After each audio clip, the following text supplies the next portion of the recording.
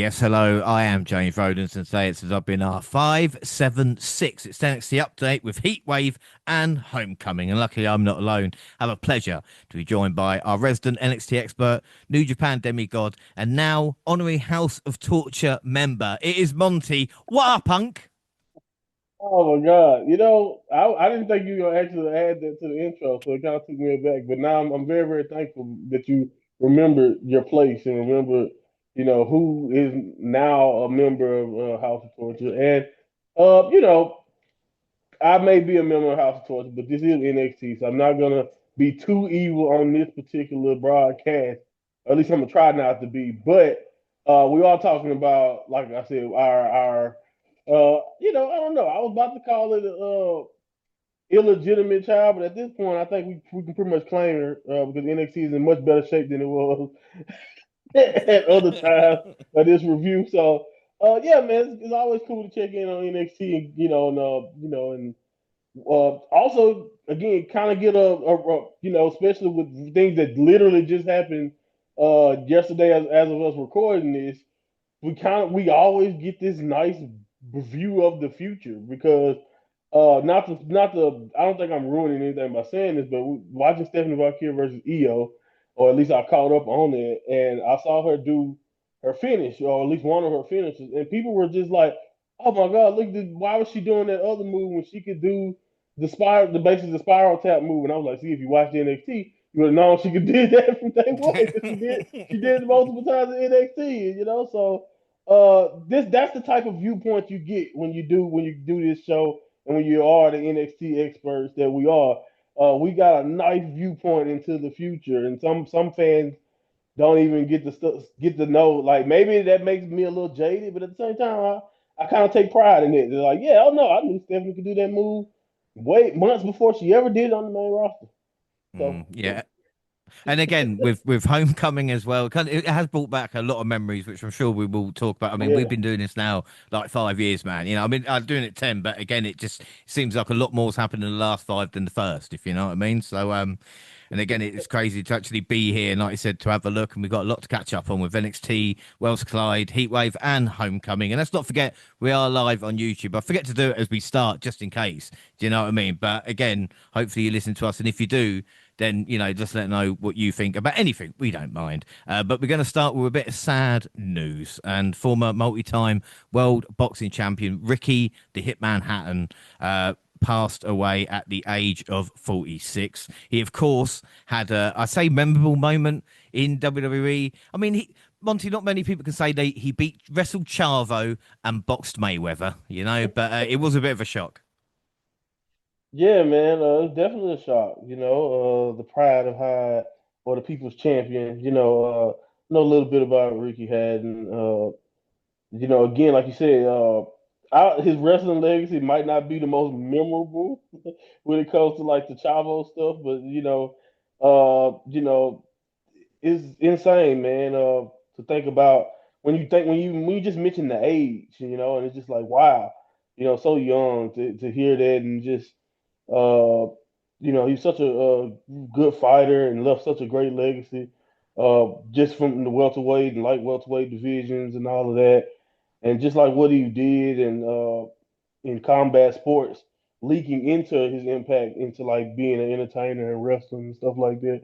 Like you said, not too many people ever say they did both Chavo and then having fights with Floyd Mayweather, but yeah, man, he left a legacy, and it was one of those situations where it's always tough hearing about it. But it's like I always kind of like I know a lot of people don't like to relate the two, but boxing, MMA, combat sports, and the same thing kind of goes with wrestling. I do kind of look at them in the same vein, and it always really sucks when you lose one so soon. Or it's not you never really ever prepare for it. So even if he was 60 something, it would have sucked. But like mid 40s, man, like it really took me aback when I read the news. Yeah, without a doubt. And again, like I said, it is a shock. And he's a guy, that's actually really well known in Britain. And, he was a fan of Oasis kind of growing up and obviously a Man City fan. And he managed to not only have a fight in the Etihad Stadium, which is Man City's home stadium, but Yeah, Oasis walked him out for a boxing fight as well. So I know so it's cool. a horrible age, but he got to live his dream, so to speak. Yes, exactly. Lived a hell of a life. Lived multiple dreams, and so like that's one thing you can say. And he left an impact. And like I said, he was a really good fighter, and like I said, a legend in his own right. And to kind of you don't really want to get wrapped up in that. You kind of just want to, when after it happens like that, you want to kind of celebrate the life that he had. And like you said, it's kind of just, but it's like when I think about the age, it's just like one of those reminders that you never know. It doesn't really matter. I know we all think that we're gonna, that it could be 75, 80 years, 90 years on this earth. We all hope and pray to get there. But yeah, man, you never know. So you got to go as hard as you can. You got to enjoy every day that you have. So that's kind of what I take away from it too when I think about that age. Yeah, without a doubt. And again, if you listen to update for the first time, we're not usually this, we are, have fun and jokes and all this. Like, we're going What to an start intro. right now. Yeah. We're going to start with Heatwave and end with Homecoming with a bit of TNA and AAA sprinkled in. And an Impact, August 22nd, Trick Williams' contract states he does not have to defend the title for another 50 days. Horrible contract. I mean, what the fuck is that about? Who the fuck With so signed many that? defenses and then 50 days. Oh my God! Like who the hell signed the Santino Morella? What were you smoking, or whoever is supposed to be responsible for signing that contract? What a loophole! I know, interesting. August 24th was Heatwave, and the kickoff was Mega Moran and Sam Robertsberg in studio for an hour, and there was no need. And it turned into TNA with classic Heatwave moments. Who can forget Bron versus JD McDonough? Sit down with Tavian Heights, and still we got to sit down with Obafemi. And the action of Heatwave kicked off with a women's number one contendership triple threat match featuring Jada Parker, Kalani Jordan, and Lola Vice. Parker tried to assert her dominance early, but Vice and Jordan sent her out the ring with some teamwork for focusing on each other. Once Parker recovered and got back in, she took out both opponents at the same time. There was never a lull in action because they started taking turns. One woman would sell for a bit while the other fought, and they would cycle and rinse and repeat. It's a familiar pattern, but we're used to it. All three of these as well proved they can go, so there's no shortage of fun. And again, it never felt like three competitors had a clear advantage over each other anyway. But Vice ended up securing the win to earn a future title shot. I know it's a long time ago, Monty, but what were your thoughts on this matchup? Yeah, I mean, I remember it being enjoyable, at least solid, a solid opener. It wasn't the best. I think when I watched the match, to me, and it wasn't because I picked her. It's like part of why I picked Kalani going into this was because of what you kind of saw in this match. Like I think out of the three, by far, in my opinion, she's the most polished and just seemed to have it the most put together with her move set and with the moves she do in the ring. Now I do know I've been one of the main ones telling you or saying from the beginning for Kalani. What she really needs to work on is the personality and the attitude outside the ring, and I think that might be partially why she wasn't the victor here, even though she pinned the champ before this. So and then we going into it like, and then I saw that not only did you pick her, but I know a lot of people wanted Jada to win this. But what does she do have going for her? That personality and that attitude. So we know everything about her as a character that we need to know. It's more so about putting the pieces together more consistently in the ring. So Lola was a little bit of a wild card for me because I didn't think she was really featured enough, in my opinion, to see her coming out on top. So it was.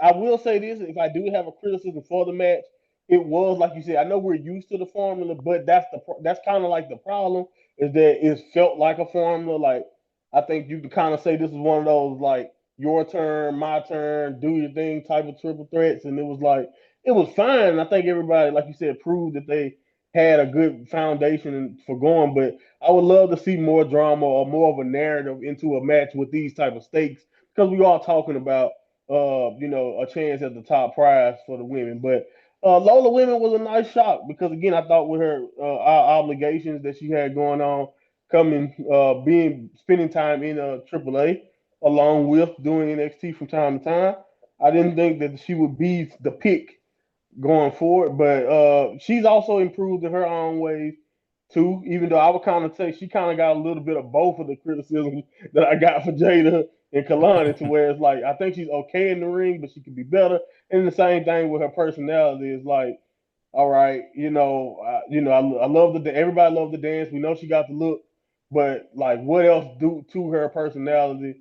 that we can actually take serious, that we can, build on going forward. And that's kind of like what she has to work on. So I think all three have their strengths and all three have their flaws. But congratulations to Lola. Yeah, this was a great way to start the show. Finish looked a bit naff to me, and I don't know about you. There's no Corey on commentary, but it didn't sound like there was a lot of people there, and I don't know if it was a case of kind of people maybe filling in for it, or just maybe just a general atmosphere, or just me, you know. I'm not gonna say just you, but you are one of the only people I know who notice stuff like that just by the way something sounds. But what I will say is that I early in the show I will say it definitely felt like an atmospheric thing where it just felt like people, like you said, maybe people were just checking in, but it definitely didn't feel like energy of a PLE or even an AEW pay per view opener where it felt like everybody was warmed up. So I don't Mm. know, like you said, maybe people need to check in, maybe they needed something to keep them going. We talk about NXT. One thing I will say, and I do think the roster is big enough. It would be nice if they started giving people something like a sort of a kickoff match or something, even if it's not a match. But like coming in fight, or if you're gonna do that, then you need to come in with probably more of your experienced talent leading off the show to hype everybody up. But I felt like it was more of an atmospheric thing. I don't know if it felt empty or not. Yeah. So out of five, then what would you score the opener? I'll give it 3.5. I didn't like it. I thought it was all solid, but like I said, I think the if you want to be hypercritical of the match, I do think they did have a little bit. It was a little too formulaic, but I give it 3.5. Yeah, I'm going to give it a four. Predictions on this, of course, the WNR prediction league, and I don't know really why we're doing this anymore. We should just really stop, shouldn't we? You know, like the predictions were fun for maybe the first couple of years, but now, When you like, when you I've were just doing well, no, I'm not saying that. I'm just saying that maybe we should have a little rethink and come up with something hey, different. we'll talk it out with the girls. See what they say. Yeah, I'm sure they'll be happy. But the prediction league, of course, we do three prediction leagues. The bonus league, this is after Clash and G1, but before Heatwave. So the bonus league at the moment, Monty's on 18, James and Jaxie on 15, Gina on 12. With WWE, I'm on 4, Jaxie Gina on 6, Monty on 8. In AEW, I'm yet to score. Jackson on 1, Gina on 2, Monty on 4. But it's not about how well we're doing there. It's how well we're doing tonight. And Gina and James went for Parker. Monty went for Jordan. And Jaxie went for Lola. So Jaxie's 1-0 up. You're not listening to this anyway. I'm not going to have a go at her just in case she is. Well, the Culling had a get together afterwards. Of course, this being WWE, they will question themselves about should they be together as a group.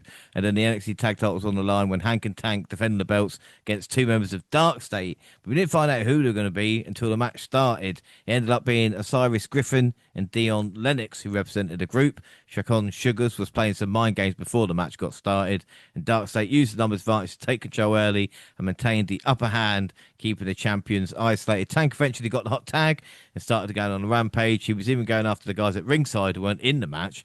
But after some interference from Cutler James, Lennox and Griffin got the pin to become your new NXT Tag Team Champions. Monty, what are your thoughts? Uh, I thought this was fine. This probably went the exact way I kind of felt like.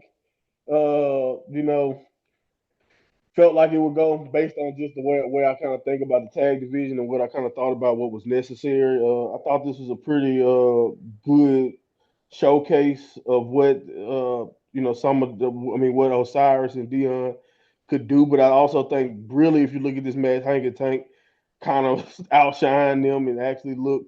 I mean, as they probably should. They are the better team in this situation, and like you really don't really realize. I thought, and after realizing this match, how strong of a chemistry that they kind of have. So it's kind of I don't understand this trend or why it feels like NXT is doing like I don't know if they're doing it on purpose, but it's like kind of like with Fraction where it's like you got that one team who we know got it down, then we got a lot of other people that need to work on it, and then as far as like right now with Hank and Tank, I feel like Hank and Tank feels like that now after they beat Fraction. It's like, yeah, well, they got great chemistry, and I love the energy they bring to their matches. But do how much do I really care about everybody else? So it's like we still feeling the lasting effects of having Fraction, and I do believe some of that comes back to the fact that even when Fraction was in the division, everybody was feeling like they were trying to catch up to them. And now we're in the same boat where the team that beat Fraction, even though they lost here, still feel like they're leaps and bounds ahead of the next best. But I did think this was necessary. Dark State have been running around, doing whatever they've been doing, claiming like if you listen to their promos, you would think they've been more impactful than they actually have been. So they needed this victory. They needed some type of feather in their cap right now to kind of give them some legitimacy. But at the same time, I think Hank and Tank also kind of need them to build themselves up because we all know that eventually Hank and Tank most likely will get the belts back and be back on top because they just are the best team that we have right now to offer in NXT. So I think it'll be more entertaining with them chasing most likely trying to get Dark State and maybe we can also take time to build other teams up while they're doing that. But I thought this was the necessary action, even if I thought Hank and Tank looked like the better team here even though I thought the match overall was just solid. I didn't think it was great, but I thought it was okay. Yeah, I think you've covered my 3 points, which were, of course, this wasn't terrible. It was time for Dark State to step up, and of course, I miss Fraxium. You know, I have to Exactly. say it. Like that's the biggest that's the hole they left us with though. Like you can't help but look at where we are and be like, dang, Fraction really left us wishing for more. Oh, I miss him. Out of five, then what would you give this? I don't want. I'll 3 3/4. Yeah, I'm going to give it 3 3/4 as well. Prediction: we all went Dark State. So Jackson's on 2, the rest on 1. What happened to them not knowing anything about NXT? Anyway, I'll leave it there. It's not worth it. It's not worth it. The TNA Knockouts title was on the line next when JC Jane put the belt up against Masa Slamovich and Ash by Elegance. After the initial exchange, Jackson spilled out the ring when Masha took out the entire Fatal Influence stable with a suicide dive. Jasmine Nix was caught cheating and booted for ringside, which made no sense because there's no disqualifications in triple threat matches. But anyway, the Elegance brand was there. They ended up putting Jane out of the ring, which allowed Ash to hit a finisher on Masha to get the win and become the new Knockouts champion. And the Elegance brand held all the gold as they celebrated the victory. Monty, I mean, what are your thoughts on it? I mean, another triple threat match with the women, but I mean, I don't Yeah, know. Like, I actually feel like I was harsh on Jada and them when I think about this one because I forgot this is the same night. But to be fair, I don't want to go too hard because I was kind of in my own way. I know you don't too much care for Ash or the former Dana, but in my own kind of way, it was cool to see her get that because again, I like when you get fired. I know I'm looking at it from like the perspective of people who've been released and how what can possibly go through your mind. You think you'll never get a chance on a platform like WWE again, and instead of putting her head down and just like giving up where she could have, because I'm pretty sure a lot of people wouldn't have minded if she did. She worked hard and went to Impact, tried rebranding herself slowly but surely, and to kind of get this moment on a WWE platform is kind of ironic in a sense, even though to me it does kind of feel like weird too, because it's like, would this even happen? Like, would she ever become like an Impact champion if we wasn't all under the same TKO WWE umbrella now? That's a interesting thought process for me. But I'm not mad at the result as much as I am kind of like it happening the way it did. Like you mentioned, it's a triple threat match, man. And then like I don't have a problem with the Elegant brand getting involved. They're supposed to. It's no DQ, right? That's what they usually are. But you send Jasmine Nix away, and she does, and we don't get the what I was expecting. And I'm pretty much sure what you was expecting because you knew we would have a lot of interference on both sides, and then maybe Masha could take advantage. But I just like to me that's probably the biggest thing. The biggest thing to me is like what why it feels very WWE. That's all I'll say about that because it's like what's the point of having Masha here? In my opinion, almost. Even though she looks strong, don't get me wrong. It's just like she's so good, and like I don't think she's even scratched the surface of how good, how her real potential. But it reminded me of not necessarily. It's reminded me of stuff you said about where we at with Joe Hendry now. It's just like, why are we doing it this way? If we doing it, if we're going to do it, why execute it in this way to make two potential stars look as weak as possible almost. even though in the end Masha may be the one standing with the belt in a few months, who knows? But still, I'm just like that. That's kind of like where I was standing there. So I can only imagine what you thought with this match because you know more, even more about Impact than I do. But I was happy for Dana, the performer, and Mm. all of that. And then watching the YouTube videos of them kind of showing Ash's reaction with Sean and him saying, "I told you you'll be back" and all that. I was like, "That's cool, that's sweet." But it was definitely like, did y'all do this just for that moment? After that, just to say that, oh look, we gave Dana a feel good moment here, or is it a purpose to doing this? And then when it comes to Jason James, you kept warning that you thought her Impact run would be short run, and that's fine. It's just for me, if we're gonna do this, if you're gonna do this anyway, same thing with like Trick. I don't know where we're gonna end up with Trick, but whoever wins, in my opinion, we need to. I feel like we gotta make them look like $1,000,000. And as good as I do think Ash looked good for coming out on top.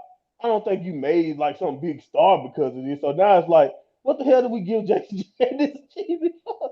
Like she Mm. could like the way we end up changing the belt, you could have kept Marsha with the belt and she just lost it in a triple threat to Ash, and we wouldn't. You know what I mean? Like you could have inserted anybody else in this spot almost, and to the way they end up executing. So I just end up asking the question like, what was the end goal of this, and why did we even do this double champ thing with JC if this is how it's going to end? That's kind of where I ended up at. The thing is, though, I mean, again, how petty WWE are, and I don't care how many of the diehards or anything like that. I am old enough to remember when Taz became ECW champion and they booked him to lose to Triple H on SmackDown just because they could.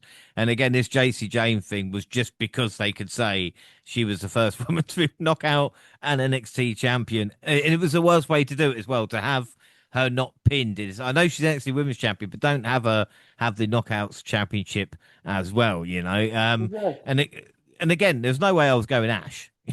So Right. Ash And I get is that. Ash is better than Dana Brooke, I will say, and Jane has got better. But as you mentioned, Mash is a real worker, and again, we wouldn't be surprised if she ended up in NXT. Do you know what I mean? Like that's the way it seems to be happening at this moment in time. True. She could be in that spot. I just don't understand. Like, all right, so, and I agree. Because like I said before, it seems like Joe is gonna end up there too, right? Like, I think we Mm. both can see Joe there too. But why why the hell do they feel like, oh well, let's just take them both off their great runs and winning streaks before we end up eventually signing them, maybe? Like, what's the point of doing that? Like, do we gotta and I guess to be fair, they kind of did the Jordan too, because we can both agree they've kind of slowly but surely been like, well, let's make sure we know the internet and everybody knows how great Jordan is. Let's make sure we bring her down to the level of the other women here by making her Mhm. lose Yeah, as much as we can. You know what I'm saying? Like that's what that's it true. feels like. And I'm just like, are we doing that to Masha too? Where it's like, and like you said, she's the real worker. She has the potential and can only get better. But like, let's just try to, like I said, bring her down to the level of the JCs by making her lose here at the Ash and all that. I don't know. It's just you can't help but wonder that because we don't have any. Like you said, I can't even argue with the Jason James thing because I'm of the thing where they gotta have some type of plan. No, sometimes it's just to say we did something cool We for got yeah. somebody that you didn't expect. We just did it. Okay, whatever. Like I hate those type of decisions though. So again, it's no fault to any other women and nobody that's been put in the situation. You do what you ask, but it's just like, okay, so you just gave me all these weeks of television with for nothing, and you weren't even really trying to build her up. But now for the rest of her career in NXT, she gonna walk around saying, "Oh, I was the first woman to do this," and she's like, "Okay, whatever." And Dana Mm. Brooke beat you. Yeah, and again, another thing that just annoys me, but Jane and Masha really should have a conversation because they could be attacked in with a color They scheme they that they always have match. got. I They just come on, always guys, come match. on. Out of five, listen, what would you give it? Okay, I got I think I gave the other one three. I'm giving this one 3 1/4. Three and a quarter. I'm gonna give it a four. Um, but it is a dark day in the knockouts division. Predictions. Monty went Jane, the rest went Masha, so it's still Jaxie 2, rest 1. We did really well there. Javon got a pep talk from Doing Ricky and all Saints. Yeah, Saints said he wants next. And then we got Blake Monroe versus Jordan Grace. I also forgot how many women's matches on the card. It's great. Monroe hit a slap and then immediately regretted it and tried to run from Grace. The Juggernaut eventually caught up with her and pounded her into the mat. Once Monroe had control, she slowed the pace down a bit and started using submissions to keep Grace grounded.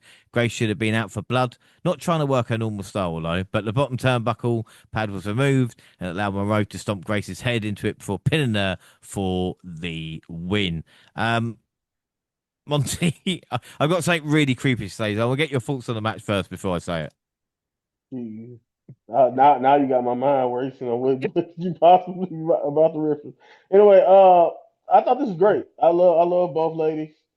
Uh, this is why I think Mariah May is just the same way Stephanie's rise to being where she is kind of a thing that ended up being like a no brainer, and like it seems simple. And it happened so fast, but it's because sometimes you don't need to make these things wait. You just need to go ahead and do it because I think we all can see it. And I think Mariah is gonna be another one to where it's like, oh yeah, yeah, just give it time, and we're gonna. It's obvious that especially as a bag as a heel, but even if she wants to be a face, but really, but as a heel and her style and the way she can mix in being physical, and she always kind of got that crazy thing about her that we all know that place that she can go. So she got that mean streak, and then she has like a great style, like it's physical and it's submission. Because if you go off just looks, you don't think she'll be able to match a Jordan, but Jordan, she does a great job of using that, like you said, the submissions and the physicality to match up with Jordan's power. And I thought they wrestled a really good match. Maybe it should have been a little bit more brutal based on the things they said, but this is partially why I thought, babe, the heel turn was enough because I felt like the talk was cool and it did I guess make but the talk added a personal element that they didn't even need. I thought this was good really without any of it. But I do think when you think about the talk and you add in the story they were trying to tell, it's like, oh no, no, no, we need you guys to be trying to kill each other. But they went out there and they wrestled a really good match and it was some tough spots in it too. So I really enjoyed this, man. Really strong match. Probably the most fun that I was having up to this point of the night. Like it really they really stepped it up, and I felt like okay, now this is like one of the real events of the main events to me of the show. Not only because of who we have in the ring, but like the energy that they brought going into this Mm, match. yeah. All right. How can I say this without sound like a creep? I don't know if you So can. no, I don't think I can. So Jordan Grace, I've been a fan of for a very long time. Watched her in Impact, obviously TNA, and I don't know if it was her outfit, but her chest looked a lot bigger. And again, I'm not saying anything about it. Not that I pay close attention or anything like that. And it doesn't matter what I say. I'm just a sad, lonely man who lives with his mum. But I did think her top bollocks looked a bit different. As for the match, I mean, it was all right, but you We know, just gonna let you say that. I ain't yeah, got no, nothing. No comment. no, we move on. The match was all right, both can do. But again, what I know both can do, it was maybe a little bit disappointing, but I think the hardcore match and the series that we should get will be better, between the two. But this is just a start. Like we said, we're building foundations here. Yeah, and again, I'm with you, but I just knew. I know. I think I came into it with lower expectations because I knew that this wasn't it. Like I just know that they're not gonna leave us with one match. So like I kind of wanted them to pull their punches to an extent because even though but that's another reason why again I said we could have kept some of the talk out of it. Maybe you add the talk after the first match because I felt like the betrayal was enough to get us to this point where we were with this match. But yeah, I agree that where we're going after this, I'm pretty sure they're gonna definitely try to kill each other in that one. So uh, I'm looking forward to No, it it. was gonna be fun. It'll be fun. Yeah, So what would you you score it know, out of five, then? like I said, I was into it though. Like again, even though I know that they can even go harder, the fact that I'm telling you right now that this felt like a 4 1/4 just should kind of let you know how high I'm probably gonna rate the next fight if they do what I think we know they can. Mm. I'm still going to give it 4.5. This was good. Predictions: the girls went for Grace, the boys went for Moreau. So it means that we're all on. They No, are finally we on got two? something No, wrong. you, Jaxie, and I are on two. Gina is on one. My God, once you don't care about the predictions, they really do become a mess. Anyway, Yeah, uh, yeah. Lash Lash chatted shit in the dressing room. JC Jane blamed Jasmine, who wouldn't, and Loda will face her at No Mercy. Interesting. And then we see Zaruka show up, and that's their PLE appearance. Chelsea Green and Ethan Page versus Tavian Heights and Tyra May Still next. And Still and Heights has some special gear made for this match. Green and Page had matching gear as well, which I appreciate. And the women got the match started, much to Green's chagrin. She tried to attack Still from behind, but ended up gator rolled all over the ring. And despite this match taking place in the good old US of A, it felt the crowd was pro-Canadian, which Oh my called goodness. Page to grab a mic, and so they would not give him any citizenship in an attempt to get the fans behind the baby faces again. Alba Fire Piper even got involved and helped Green get the win by pinning Still. But Monty, you know you're in trouble when you have to grab that mic and try and get your heat back. Oh my gosh, bro. And the internet too. The funny thing about it that it wasn't just, and I'm happy this happened, but before I get into why, but the internet also was like all Team Canada for the most part. Like watching, like looking at people tweet about this match was just like, yeah, man, this did not go that I'm the way I'm sure, especially. But I'm gonna be honest with you, even as the American, your resident American here, uh, yeah, man. When I saw that gear, I was like, oh man, why did I pick this team? I was just like, oh, I don't want to go. I don't know. I don't need. I'm not in. Obviously, uh, we're not in the best place right now. And not even I don't even want to just make that like that's exclusive to America. There's a lot of stuff going on everywhere, and this is not even as bad as it has gotten yet. We haven't even nowhere near where we are now, weeks later. But the point I'm making about that is that this storyline is outdated. It just is, and I think that's the proof of it. The fact that you can't even get, I don't know where Heatwave took place to be exact in the country. Let's see. Oh, that's Massachusetts. So I'm pretty sure they were because, like, if you know anything about American history, that is some they're in a very patriotic area. So that's literally New England, so to speak, of America. So like you would expect, I'm assuming what Sean them expected with Boogie. So this is gonna be easy. But that's not necessarily as easy as it probably would have been maybe in the South. Like maybe if they was in Florida, this could have worked better for them because if I know it again, I don't want to explain our country's geography to you, but the point is you probably could get that off in the South and it'd be fine. But right now, I just like the angle itself is just, in my opinion, is just outdated, and it's reflected in my opinion, the crowd's reaction to it because I think people can see through it. Not only are we talking about two very extremely entertaining and everybody knows Ethan Page and Chelsea Carter. I mean Chelsea Carter. Oh my goodness, who am I talking about? Chelsea Green. Yeah. We all see that their chemistry is great for each other, and they knocking the character out of the park. So like that's already a part of it. And then you have newcomers who we don't really know yet. Like the only thing we kind of have about you guys is that, oh, okay, gold medalist, America, yay.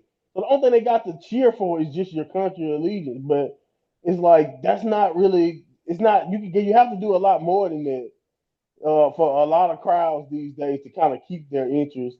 And then, like I said, you kind of was up against it because it is Chelsea and Ethan, like I said, who are just very, very entertaining and good at their job. So I kind of felt for like the youngsters because it was like I don't know if they were ever been like in. I'm pretty sure they haven't, especially on this platform, been in that spot where the crowd is just not on your side, and it's supposed to be your job to galvanize them and have them going against the bad guys. And like you said, to the point where they literally were begging the crowd to give them the heat that they're looking for. Like, yeah, you don't ever want to have to get to that point. But again, the match itself was okay, and I was pleasantly surprised. I was happy because me and you, we kind of just shitted on the concept because we already immediately knew where we thought this was going because we've been longtime fans. That is where it usually goes. So I was pleasantly surprised that they decided to go with Chelsea and Ethan here to get the win. Because again, usually when this takes place, America is not losing, right? So it was pretty good. I do give them props for that, for kind of making me go like, oh, okay, cool. But yeah, the match itself, I mean, I'm not gonna act like I thought this was a good match either, though. It was okay. But again, I want to give those the youngsters grace. Yeah. I mean, being anti-American ain't what it used to be. Like I said, I mean, I don't know if I'm getting Exactly. older, whatever it was, but again, but this is the issue when the heels are more likable than the baby faces. Yeah, And yeah. I think against someone like Javon and Jada Parker, I think Paige and Green would have been booed out of the building, Mm, you know? true, true, true, true, Um, true. Because you have again that kind of goes back to what I'm saying about we already have more with those characters than just their mm, American. So yeah. people would definitely be more into that. And Green could turn face tomorrow, but there is nothing likable about Ethan Page, but in a great way. I mean, he just Right, right. has the respect of the NXT crowd. He has smashed it. We talked Green about it. would be a huge baby face, but I don't want her to ever do it. She what makes her so cool is the fact that it is how bad she wants, or at least she wants that take that character. I think as soon as they turn her face, WWE will ruin it. That's my problem. That's my only fear with it. They just Yeah, ruin the no, way they yeah, depicted. yeah, yeah. Like It's what true, makes but her then great is that freedom, you know. yeah, but I love the hot mess characters. She can kind of tap into that as well, like True. slowly losing it, after a while, then maybe we can see it. But anyway, back to Ethan Page, because even his twisted grin finisher is about what he did to Javon to get his edge back. So there's all little things with Ethan Page in NXT at this moment in time, Talk and about Page. Yeah, he remains unbeaten in Heatwave as well. Should we talk about it? Which is good. And Piper was wrestling in Ireland on Friday, which was interesting. But again, like I said, the two veterans making sure the match was good. I think that'd be fair to say. What would you score right. out of five? I give that 3.5 also. Again, I wasn't the most into maybe it's because I didn't care for the storyline or the angle either, but I thought the kids did what they could.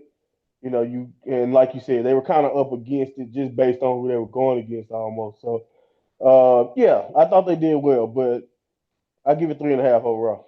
Yeah, I'm going to give it a four. Predictions. The boys, we went the guys. The girls got it right with the heels. So Jaxie's in lead 3-2 for the rest Mm, of them. So all fucking hell. Um, Jesus Christ, called ourselves experts. So Briggs tells Oba that reign is coming to an end. Briggs, what the fuck do sure. you know, eh? Ava, Ava said the speed titles to NXT. Yay!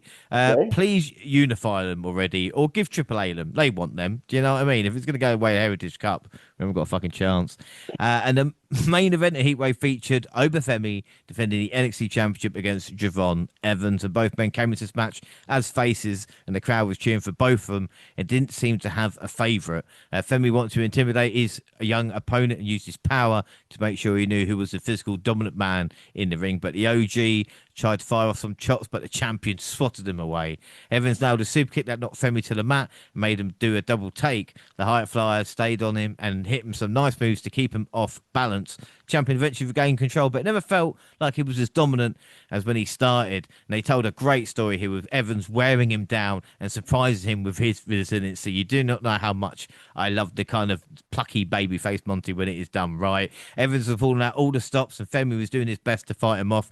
And he had the crowd chanting, "This is awesome," as he built towards the finish. And it looked like Evans was going to win, but Femi's foot was under the rope for the pin. So another ref waved off the call, and the match continued. Femi scooped his rival up and threw him over the top rope and through the announce table in the wildest spot of the night. And the crowd was not happy about it. Over Femi ended up getting a win from the fall from grace. Ricky Saints made his way to the ring to confront Oba, but the story is about Javon Evans, who ended up the fan favourite even in defeat.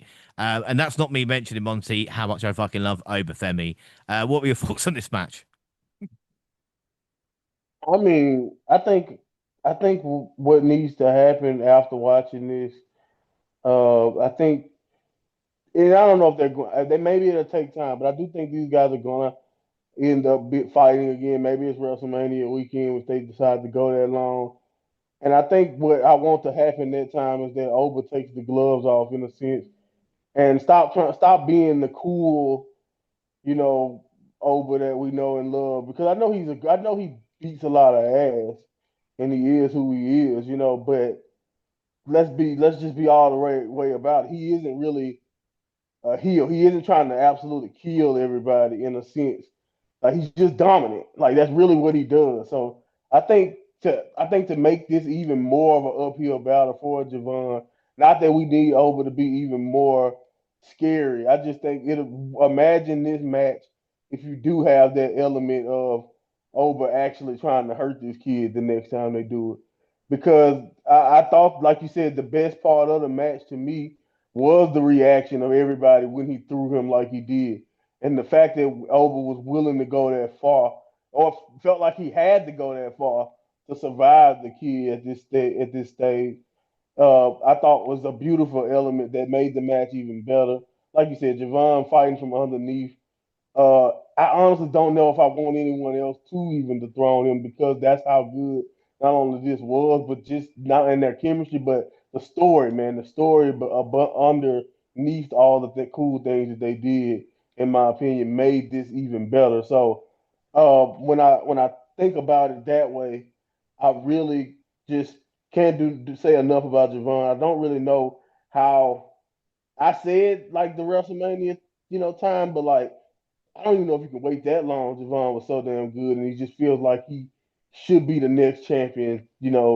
Just the way just the way everything about Javon is just perfect for that spot. But I think for as far as Oba goes in the future, I think the next level of his character could be brought out. Not necessarily saying he needs it because I think you can send him up now as right now as who he is right now and I think he'll be fine. But I do think a more heelish run out of Oba, even though he kind of blurs the lines as a character so far, I don't really think he is a heel. I really feel like and like you said, I love you noting the crowd because usually when Oba does something cool or dominant, the crowd is all in on it. They were not necessarily supportive of some of the stuff he did to Javon. And it's just like, I don't know if it's just because they love Javon and they know, everybody can see that he is the future and will be a great champion when he gets there. And he's just as far as in the ring goes, he has it all. But Obafemi also has it all. And I think that's kind of what we got a chance to see here is two guys who is definitely can be the future of WWE or just this business in general and I thought they did a great job of battling it out. And I think the scariest part about it is they probably could make it even better because I feel like if you add elements of making Oba really want to hurt this kid, and then make Javon have to overcome that version of Oba, that could be even more, on the edge of the seats. And I even entertained Javon winning a couple of times, which is something I don't really do in these open fitting matches. So I think that just kind of lets you know right there how good this really was. But the scariest part about it, I really think they can do even better. Yeah, and again, there was shades of kind of one of my favorite matches, Eddie Guerrero and Brock Lesnar. When Brock realized he couldn't put Eddie down because of the heart and determination. I think we can get a moment there, but I think this proved Javon is a start. My only issue with him is sometimes he tries to jump further than he can, but he will learn sooner rather than later, I'm sure. As for Obafemi, like to talk about as that dominant champion, realised like, well, this kid's pretty tough. 200 plus days as champion now. He is 10-0 in title matches in NXT. It's something quite incredible. Again, we'll look back on this and be like, fucking hell, that run. And again, let's not forget his North American Championship run as well, But as we mentioned, the fans started with Oba, but ended with Evans, and Vic was taken right out as well. But Ricky Saints is an interesting one because again, he's not done much, and then suddenly shows up and he feels a slightly bigger deal. I love Ricky, and I think I won't mind. I don't mind him being here, but I do think after like you said, everything we've seen Over go through, and like just how good he is, I'm like, I love you, Ricky, but do you really think I'm giving you a shot after like what Over has done to everybody? Then also what Javon was just put through and what he had to bring out. Like I do. The funniest thing about this is that Ricky is the veteran here, and I know he's gonna get a hell of a fight or a hell of a match out of Over. But Ricky is going to gain a lot more from this too, in my opinion.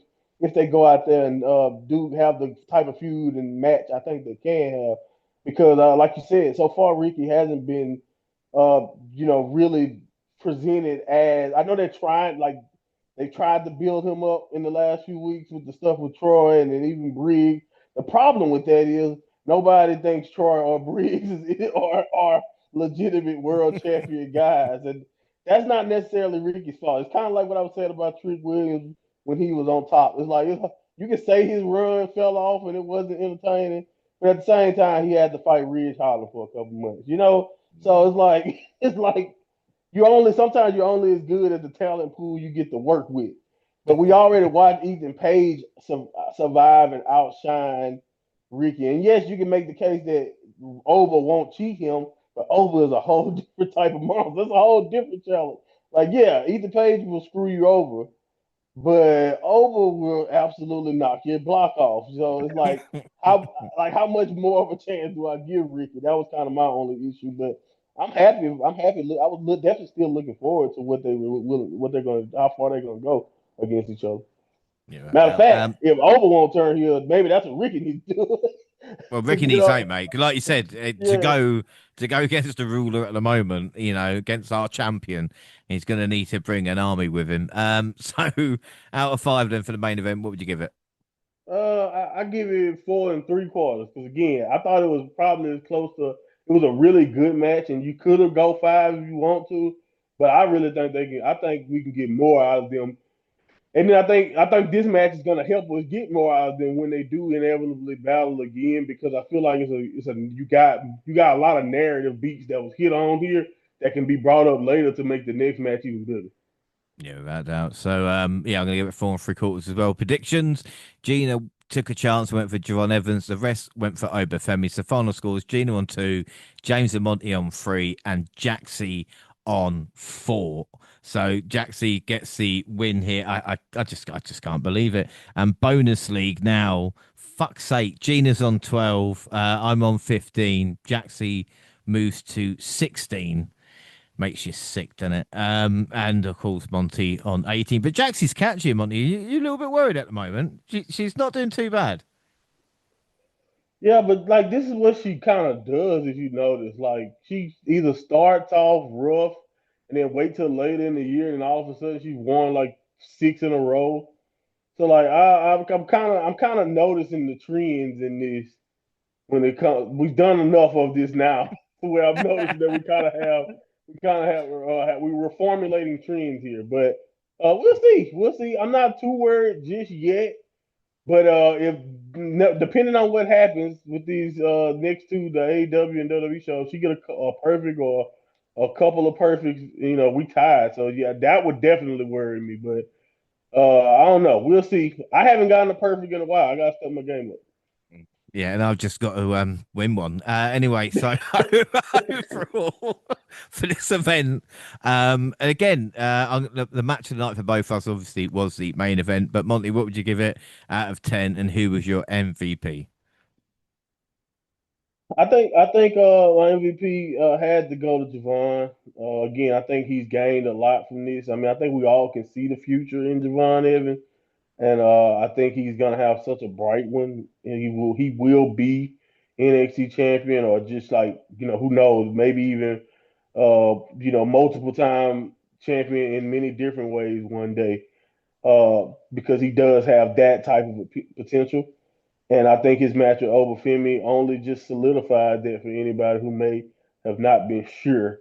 Uh, Overall, though, this show is probably like a solid 8 for me. Like, I really only recommend going back to watch two matches, and that's Jordan Mariah, and then, like I said, the main event over in Javon, obviously. So, I thought they kind of those two matches were leaps and bounds above everything else. Everything else could have been on an NXT episode or a main event, maybe NXT at best. So yeah, I thought that it was fine, but this is kind of like some of the I don't say downsides, but this is just one of those things where it's like, okay, this is a good card, but this isn't one of the strongest cards NXT has put together. So, but I thought everything was at least entertaining.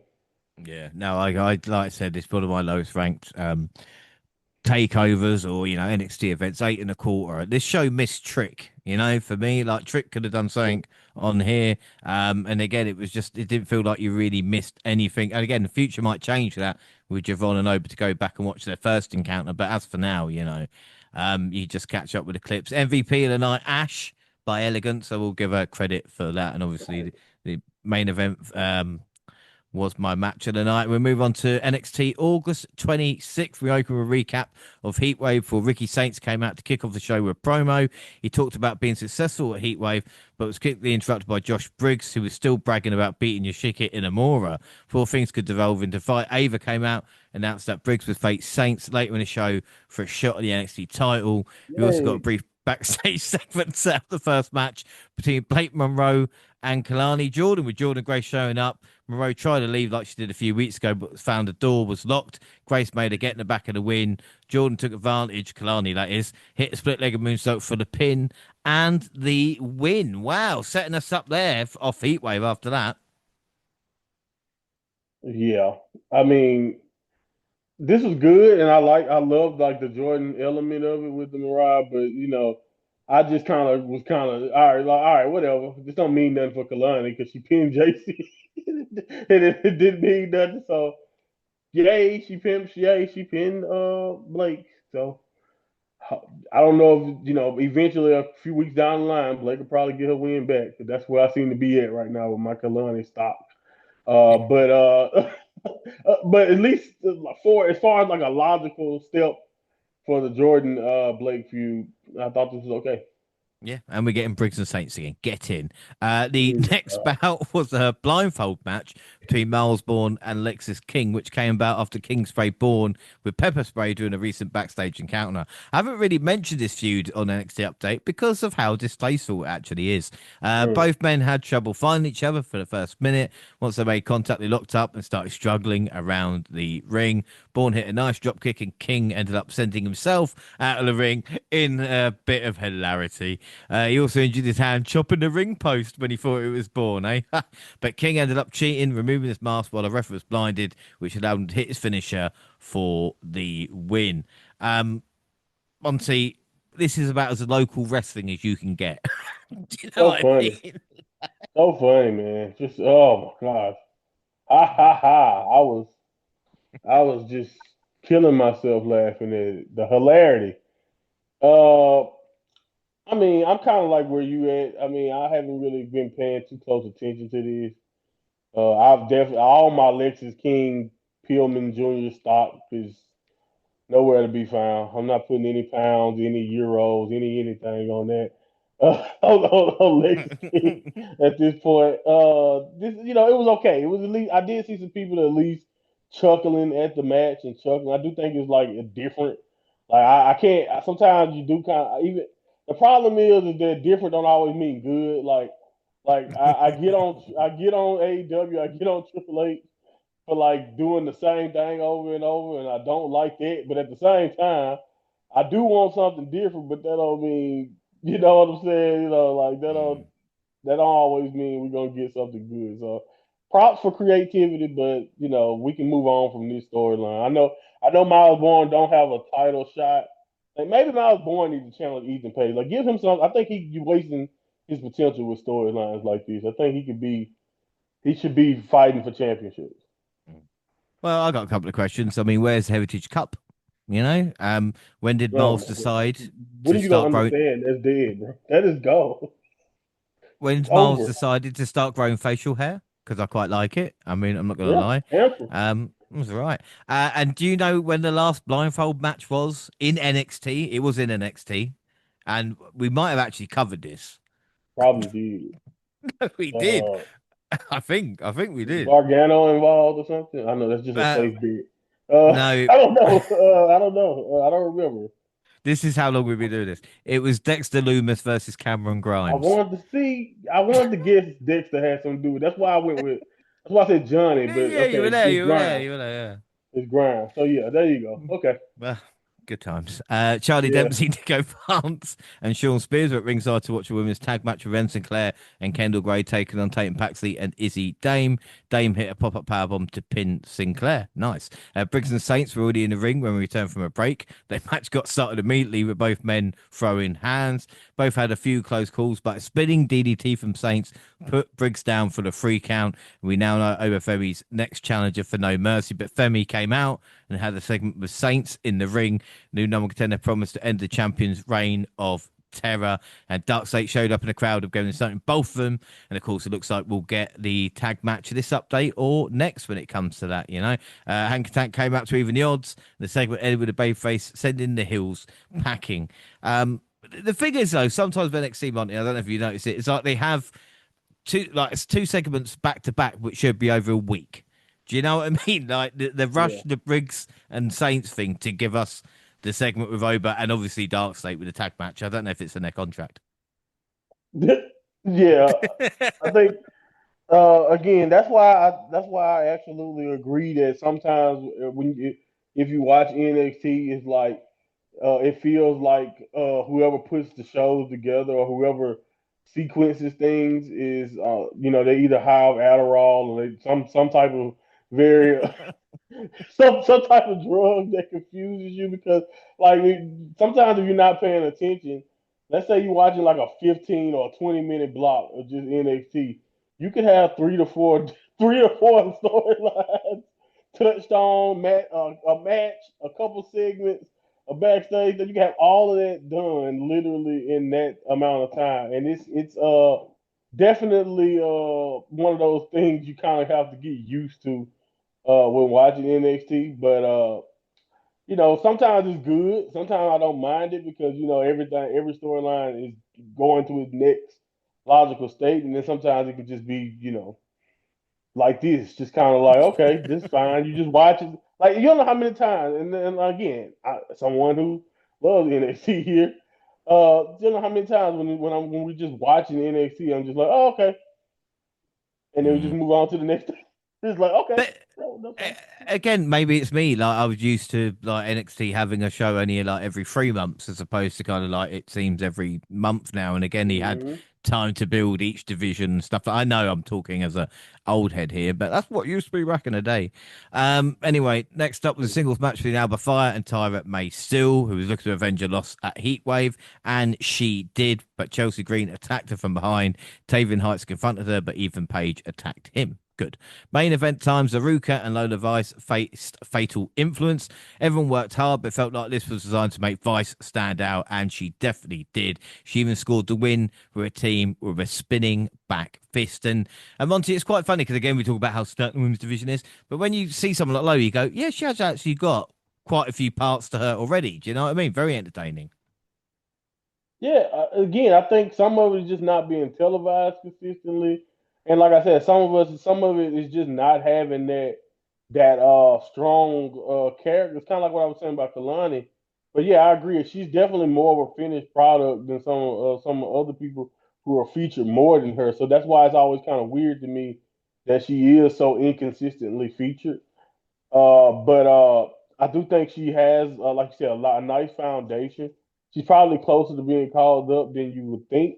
But I do wish we see her a little bit more. It's like, so every now and then you get that person in NXT, especially in the women's division, who you see the potential, you see what's going. I got a perfect example. I saw potential in Kiana James and all that, but she didn't do a lot really in her time in Mm, NXT, but she's already a main roster talent. And like that's where it feels like where we at with Lola, even though I think they have a chance and they got plans to do more with her. But you see what I'm saying? It's like where it's yeah. like she's Yeah. been in NXT a while. I see the potential. She has a look. She has the talent. Enough of a promo to where I think she's good. She's fiery.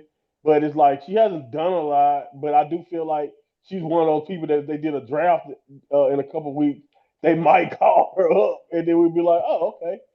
I wasn't really expecting it because she has done much, but cool. So Mm. yeah, that's kind of where I feel like we at with Lola. But this feud right here can give us something to latch on to going forward with Lola. Yeah, without doubt. Impact August 28th. Mike Santana and TNA International Champion Steve Macklin defeated TNA World Champion Trick Williams and AJ Francis. Mike pinned Trick, and then Williams' lawyer got cobra'd later when he was, talking about the 50-day thing of not defending this title. We also got the inspiration, Cassie Lee and Jesse McCade defeating Fatal Influence, Fallon Henley and Jasmine Nix. So, Fatal Influence can't even win on Impact, Monty. Do you know what I'm saying? But again, it's nice to see the influence or, inspiration or the icon. You know, what you wouldn't call them. They're back. The iconic inspiration. Uh, yeah, it's always cool seeing them. I actually saw, I don't know if it was Peyton or for the former Peyton Royce or Billy Kay who said what they was who brought the comments about how much easier they have so much freedom and they seem they feel more trusted in Impact compared to how they felt when they were in WWE. And it really made me do some mental math in my head, and I was like, wow, they were in WWE so long ago. Yeah. Like, oh God, time is like, dang, time is flying. So yeah, I was like, that I'm pretty sure they did have more freedom than they did because they've been, it was like a completely different regimes across the board. Even when they were in NXT, it's completely different than the NXT that it is now. hmm So yeah, man. But it's always good to see them. You're right out. So September 2nd, NXT 2 win with their sights set on the NXT Women's Championship and with ample amounts of tension between them squared off in Tuesday's opener as Jada Parker battled Lash Legend. Legend earned the win with a second Lash extension, bringing an end to a half-fought back and forth context. Finally. The popular Parker chased the rival up the aisle, delivering a hypnotic and driving her through the guardrail. As Vic Joseph noted, the issues between them are far from over. But again, what a great way to start the show. And I got to say, Lash Extension, probably one of my favorite names for a finisher. Yeah, I it's love so it. cool and it's so cool and it fits and I love it. And my again, it's great to finally see Lash come out on top in one hmm of these bigger matches. It's pretty cool to see her finally get that victory. And I don't mind her and Jada keeping it going, even though I could have did without immediately Jada having to get her heat back with the finish thing. But I get it. Jada's popular. You kind of want her to continue to look strong, and you also don't. You also wanted Lash obviously to look strong by winning. So I think both girls benefiting. I think this is good stuff. And but I don't know where I mean maybe we get another stipulation match out of this. But I'm not sure what's next for either right now. But what I will say is this is also one of my favorite things because we don't get this consistently around other brands so far. Is the trusty old feud that may not be about a championship, but it's just two women, going at it. NXT Mm. is pros at it to have them not necessarily talking about a championship. You don't always have always don't have to have a super narrative behind it. They just don't like each other, and so they're going at it. And I kind of like that because only in NXT do we kind of consistently get that. Yeah, without a doubt. Well, at least one Grace likes Blake Monroe, but Jordan got problems with Kelly Armstrong. No, no, me neither. But after losing his latest NXT championship opportunity against Obafemi, former number one contender Javon Evans hit the ring to adjust fans. He fought through the emotions and discussed the toll that defeat took on the confidence before an Undertaker tease turned out to be the arrival of Josh Briggs, much to the Oh, dismay of everybody in the world. Briggs insulted Evans and delivered a cheap shot at the level of the young star, who retrieved a steel chair and delivered a choke slam where only Evans' head appeared to clip him, and the Hill stood tall to close out the segment. But Monty, Briggs is 32. yay. You know what I mean? He's 32. Why do they just keep Dijak to do this if they're going to do like a locker room leaver? Because I do not believe Josh Briggs. Fuck him. Do you know what I mean? He killed NXT UK. I'm still not over it. Oh my gosh. Oh man. I don't like this streak that we're on in the men division. When you think about him and Jensen or you think about uh Ridge Holland, it's like wow. Just a run of some of the most uninteresting guys who seem to always be forced upon you in a sense. It's very, very weird in my opinion how we kind of always end up in that. We kind of have ended up there with these guys. I don't know. I mean, I do think it's something, but yeah, I agree. At least with Dijak, you knew you were going to get killer matches along with the kind of spoiler type of character he had. So I don't know, man. Briggs a big guy. You remember what I said about wrestling? Like, that's kind of what I feel like. Maybe Briggs is gonna get a billion chances because he's a big guy, and that's kind of where we at with him. Inaugural WWE Speed Women's Champion Candice LeRae had the opportunity to advance in the London Contendership Tournament when she battled TNA Wrestling's Zaya Brookside in an opening round match. LeRae got the win and will face the winner of next week's match between Lani Reed and Triple Ace Fabi Apache. NXT, where titles come to die. But I mean, Zaya has improved in TNA, but there was no way 3 minutes. It's just not enough, is it? You know. I mean, that's always been the major hitch with that belt. It's like is I thought it was a different idea just because I thought if you were doing it social media, it's like okay, well, that's fine. But then I thought the time limit was a little bit too uh limiting, and you can't have much of a match. And then to me, it's just one of those things. Like again, call me a weird fan in a sense, but it kind of not breaks your immersion, but like we watched Cody Rhodes and John Cena, okay, and, and like they're kicking out of stuff 15 minutes into a match. You got 15 finishers. So when you watch another match and then it's over first finish of 2 minutes, 3 minutes, it's just like, oh, then why don't wrestlers do that all the time? That's still the mind state that I have as a weird little fan. So I don't know, man. I'm with you. Uh, these titles probably won't be here much longer, but I mean, I guess get your use where it can. It's good to see Candice actually wrestling. So Yeah. I guess that's one bright spot. All right, now, we learned a little bit more about Dark State and why they're doing what they're doing, which again I'm not going to argue against. And then TNA champion Trick Williams took to the squared circle to address NXT fans. He pretended to care about NXT, claiming he was different from past stars, but he soon admitted that once he received a Raw or SmackDown offer, he would leave and wouldn't care about the brand or its fans either. Tommaso Ciampa and Johnny Gargano interrupted to a thunderous ovation, marking 10 years since their NXT debut. I'm such an old man.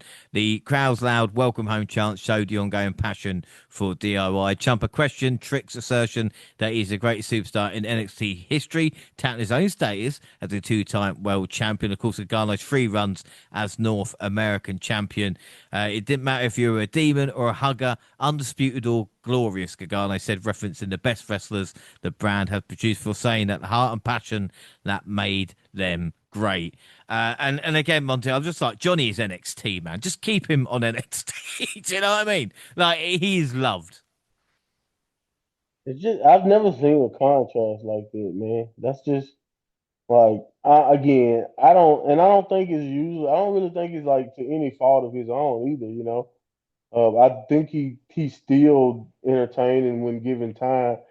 Uh, elsewhere, it's just something different, man, about NXT and the way he's treated, the way he feels, everything about him is just different. And I don't know if it's because he spent such a long time in NXT or it's just you know that, like you said, maybe it's just because of that energy the crowd gets whenever he's back. It's insane. And I don't know, like, because I feel like kind of maybe you can kind of attest to this. Like, I feel like if let's say you split them up and you told John that he was NXT for life, and then Ciampa was allowed to kind of do his own thing. Uh, would that even change? Like, Ciampa, I don't know if Ciampa needs the NXT rub as much as it feels like Johnny changes. Like, you know what I mean? Like, I Yeah. feel like with given the right time and allowing Ciampa to just be who he is, Ciampa could get himself over. I mean, we kind of saw that with his small time when he was with the Miz. Like, he kind of even got that to work because Ciampa is just there. And I'm not trying to say Gargano can't. It's just I don't know if it'll ever be how it feels in NXT.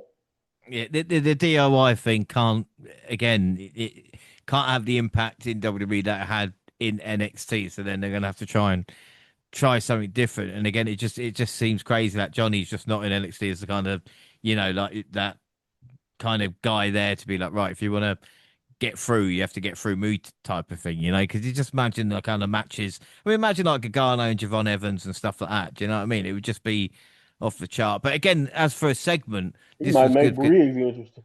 Oh fuck me! But as a segment, it's good to trick obviously his arrogance and everybody saying and again it's a question that we've not really asked either about who is the greatest NXT star of all time because again it is different generations. Do you know what I mean? Like even with Finn Yeah. Balor and Gargano and people like that, it is really difficult. But maybe one day when there's not a shitload of wrestling to watch, we'll sit down and talk about If it. we But ever can, if we ever get caught up, or if we can ever get to that point, that would be a fun pod. But I don't know if we'll ever get to no, but we can dream.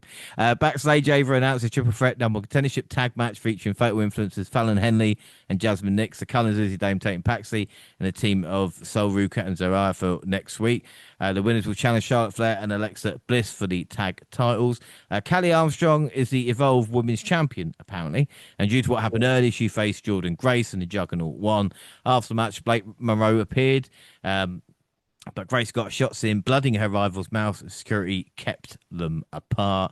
And then NXT went 2 for 2 as we had a great vignette for Lola Vice. And again, I got to clap the production team because you made Dark State seem actually, we kind of knew what they were doing. And Lola, I mean, if I can just get like a tape of her dancing, I'll be quite happy. But again, I don't want to sound like that guy, I don't want to be that guy. Oh God, you having Um, a tough time today, aren't Oh man, I tell you, this neck beard doesn't grow itself, mate. Do you know what I'm saying? Anyway, Josh Briggs wasn't done for the night. He mowed over Andre Chase and he earned the victory in a decisive you? fashion. After the bell, the Hills brutalised Cal Dixon and Uriah Connors, driving latter through the announce table to put over his dominance. As a result of him not interfering in the match, Von Evans will now get a match against Briggs on next week's show. Fuck me. I mean, you can, like you said, have too much Josh Briggs on an update. I thought last month's was bad, but this one's taken the biscuit. And then NXT champion over Femi, number one contender Ricky Saints, and former tag champs Hank and Tank battled Dark State because obviously you had to this update, didn't you? As the action broke down, including misfire between Saints and Femi, that led to a brawl. Walker found himself in James's grasp and uttered the name Joe Hendry. The former TNA World Champion appeared and set up a finish, Mhm. which saw the Babyface dispatch Dark State and stand tall, and backstage Femi and Saints brawled to close the show. So a lot going on there. The appearance of Joe Hendry, again, like I said, trying to make him viral again, so to speak. But there is one moment in this match I want to talk about, and the crowd popped for it, and they don't realize what Oba can do. When Oba did the Ricky Saints pose, and people are like, oh, God, but that's what Oba can do. Do you know what I mean? He's got that personality about him. Yeah, and I think that's why I don't want, maybe some people still look at him heelish, but that's part of the reason why I say if he ever was to just go full on monster, it would be like insane to watch somebody as dominant as him channel that and just turn it. But like, yeah, that's what adds to it. And I don't know. And the funny thing about it, you can with anybody else, you could just say, "Oh my God, he's getting cocky or he's arrogant." But with Oba, he's been so dominant for somehow he still maintains that danger along with being able to do things like that. And I thought it was cool. You can even and I don't even know how expected it was because you kind of see or Ricky is just a great pro because he sold it Yeah. really well, like somebody who was kind of annoyed but also kind of laughing at it in a sense, seeing Oba do that. And like you say, you got to have that.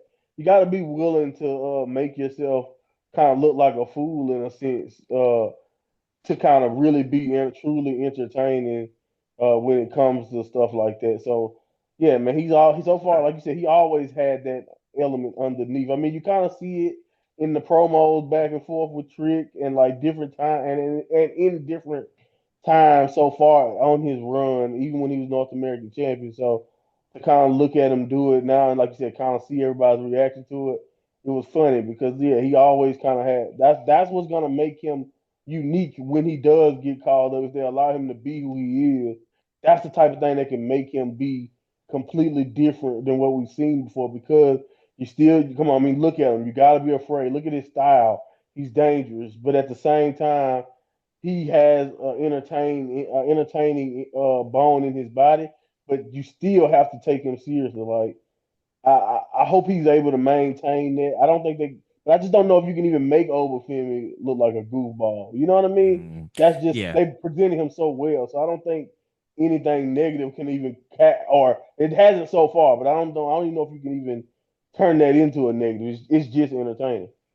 Yeah, and the thing with Overfemin, again, I might be extremely biased, but I think even more so than with Bron Breakker, that once he comes to the main roster, he's a main event guy because I can't see. Do you know what I mean? I don't want him kind of jobbing out the Yeah, Intercontinental title to whoever, like, or he's just got to come in and smash, and he can do it. But maybe that's why they're leaving him in NXT to kind of, like I said, build the reps up because he is getting better week in and week out. September 4th, Impact. Very little NXT coverage. Trick versus Mike is confirmed for Bound for Glory. And on a side note, Indy Hartwell will face Ash by Elegance at Bound for Glory as well. As long Matt as Classic. Ash can get, well, as long as Ash can get past Masher, but at Victory Road. But that's done, isn't it? Yeah, Oh, it's not even been on yet, but we've got to know. But yeah, Indy Hartwell seems to be the next one. But again, good for her. You know what I mean? Bouncing back. yeah. I mean, same vein is kind of like what I was kind of saying about Dana earlier. Is like, to be able to pick yourself up and then just keep going and keep working at it. And like, a lot of people may not acknowledge it because the Impact's standing has kind of went up and down over the years, but their knockout divisions from a historic standpoint, it does hold weight to me. So I do think I am kind of, like you said, happy for her that she's able to kind of pick herself up and get to that spot to where Impact feels like, yeah, no, she's earned herself a shot. Right down. September 9th, NXT then, and it opened with Javon Evans walking through the crowd to the ring and calling out Briggs. Did not waste any time coming out to respond. Evans leapt out the ring onto him to kickstart a brawl. This led to a match which Briggs won when he countered Evans coming off the top rope with a huge shot to the head with a chain wrapped around his hand. Backstage, Ricky and Oba argued in front of Ava. I mean, again, Javon losing here. I know, again, how many times can we say Briggs is a big man? But we just got to see where this goes because at the moment he's not showing like it's not personality or do you know what I mean? He's just there's nothing there for me. There's no. It's just another generic guy.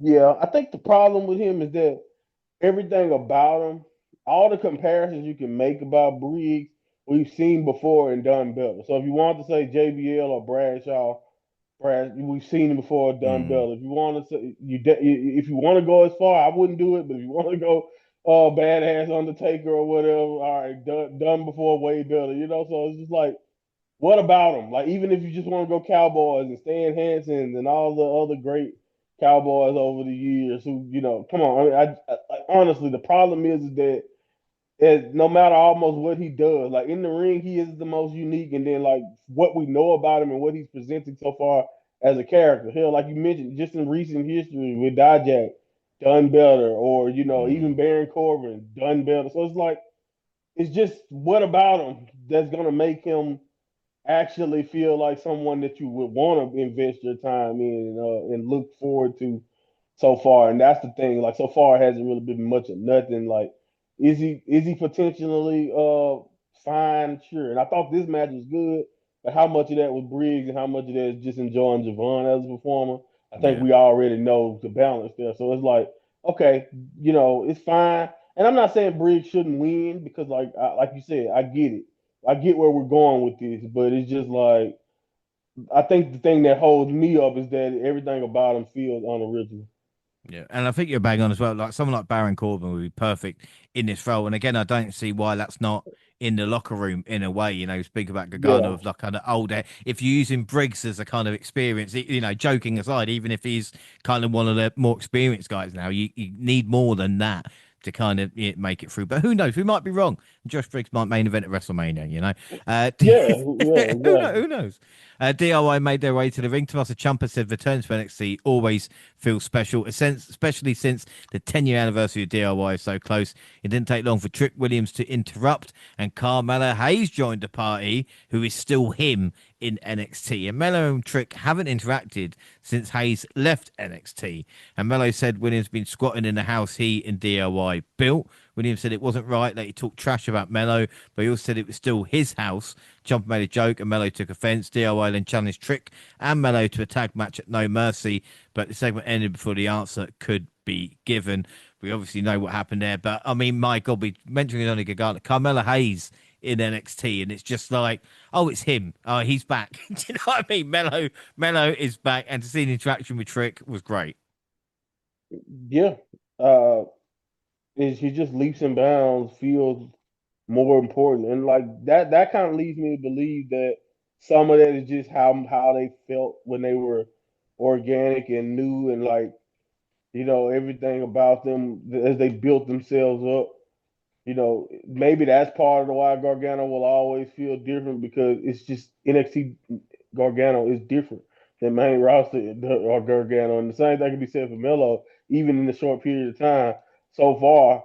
Who he was in NXT is just so much more in so many different ways than what he seems to be so far in the main roster. So and you can just tell, like from the entrance, from everything about him, the presentation, actually getting time to talk, stuff like that. You know what I Yeah, mean?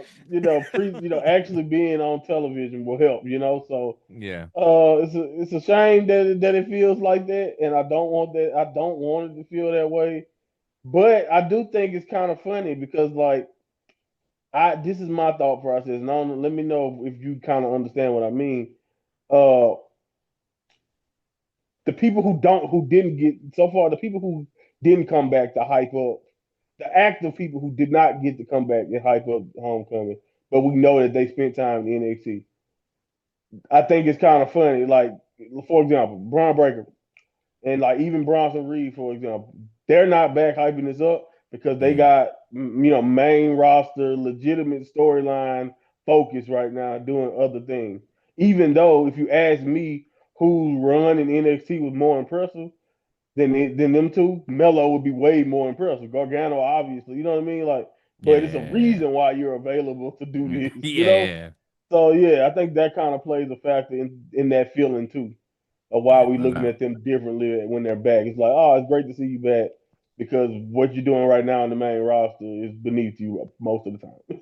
Yeah, no, about that. I think only maybe even Chelsea Green has got like a story on the main roster as well as like NXT at this moment in Mm-hmm. time. But again, like you said, it is true.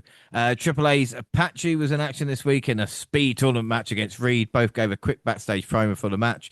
Apache missed a dive for the top rope and Reed capitalized to get the win with only a few seconds left. Natalia was shown watching from the crowd.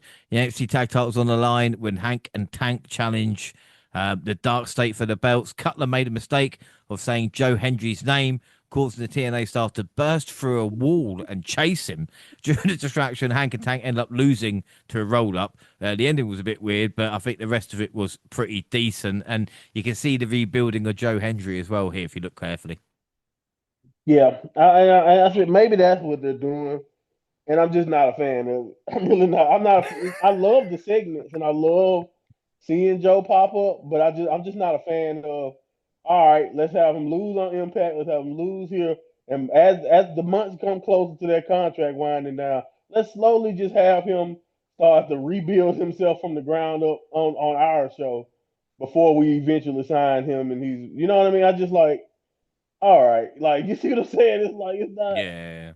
that's what it feels like, whether they're doing it like that purposefully or not. But like that's what it feels like. It's like we're carrying him down while he's on the Impact roster right now, just so we can build him back up under our umbrella. And it's just like, okay, you guys, like, all right, I get it, but like, do we really have to go through all of that just to get him to do it on y'all? Tell him like get it. Because now it's gonna like maybe some people will get confused and be like, oh, when he pops up whenever his name shows up, get it? Like he started doing that at NXT, and you like, no, he was doing that for years. Yeah, He was yeah, doing a version of yeah. this for years, but we gotta do the NXT version of it to make it stick for WWE, I guess. There we are, right? And the WWE was like, it looks our idea, it's great. And they're going to do the same with Blake Monroe with a heel turn as well. And we got a video package with Blake in her bathtub, and she is stepping into the more violent side of her character. Next up, a flag match between Paige and Tavian Heights. Heights was able to claim the flag and win the match, but sadly for him, the North American Championship was not on the line. Tyler Breeze showed up and posed next to Paige, unconscious body to end the segment. Looks like he might be facing Paige at Homecoming next week. Not a great reaction to Tyler Breeze, you know, but then again, it's deep cuts, I suppose. I was gonna say you just mentioned errors. Like Tyler Breeze error in NXT a while ago now. You know, that's a decade at this point, or at least close to a decade, or maybe even more than a decade. Now I think about it. His actual era in NXT, like that's like 14, right? 13. So I don't Mm. know. So some of the maybe the people at Full Sail have kind of aged out of the Tyler Breeze record. But I loved it. I love Tyler Breeze. I thought he didn't even ever scratch the surface of his potential. Of course, when he got called up, he's another guy. If you think about what he was in NXT, even if he wasn't like a huge winner of the set, but he was, he was unique. The selfie stick and all of that, and the model. Hmm. I thought I liked it. I love Tyler Breeze, but you're 100% right. Everybody not like that. Everybody have been watching since it was a bleeping reality show. So Exactly. They're going, who the fuck is Prince Pretty? But we know. yeah, Miles Bourne attacked Lexus King with a chair backstage before the next match took place. The video for Lola Vice at Dad's Taekwondo school was great. We got the Cullen versus Fatal Influence versus Aruka in a triple threat number one contendership match, which had elimination as well. So the winners would have to beat both sets of opponents, not just one. That's what elimination means. One member of each team was legal at all times.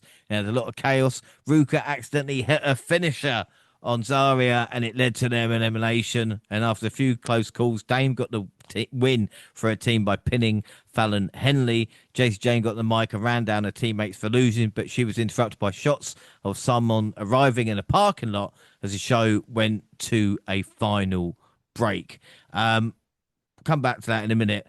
I just want to talk. There was a little fact that came up, and it was Fallon Henley as main event in NXT a total of 11 times since moving to the CW on October 1st, 2024, the most for any wrestler on the roster, both men and women, in this time frame. And she has been pretty consistent, even though JC Jane fucking hates her guts for some reason. maybe that's why. The execs and people, somebody likes her because, like, who would have thought? Because it's not like she has been like champion. Like that was JC's spot. Like maybe that's the narrative, and maybe that's where we're going. Because actually, like even when they were in the cowboy thing, I didn't care for the gimmick, but I thought Fallon was by far the most interesting thing that was going Mm. on about her and Briggs and Jensen. So, maybe that is the end goal. You know, if because I think we obviously know that this toxic thing is not going or fatal in time this time. Yeah, it's not toxic, it's fatal. But I mean, think about it. Whatever. Anyway, it's not going to last. But I think we can see that it's not going to last long term. Like I don't know anybody who just like to keep getting talked down. I mean, unless they got a kink. I don't understand. I don't know what's the point. So eventually that's going to happen, and maybe Fallon is the one who benefit fits in that point from that implosion. But I don't know. That is an interesting fact, though. It's kind of funny. I thought the way they executed the Zarya spot was just the timing on that had to be perfect. I wonder.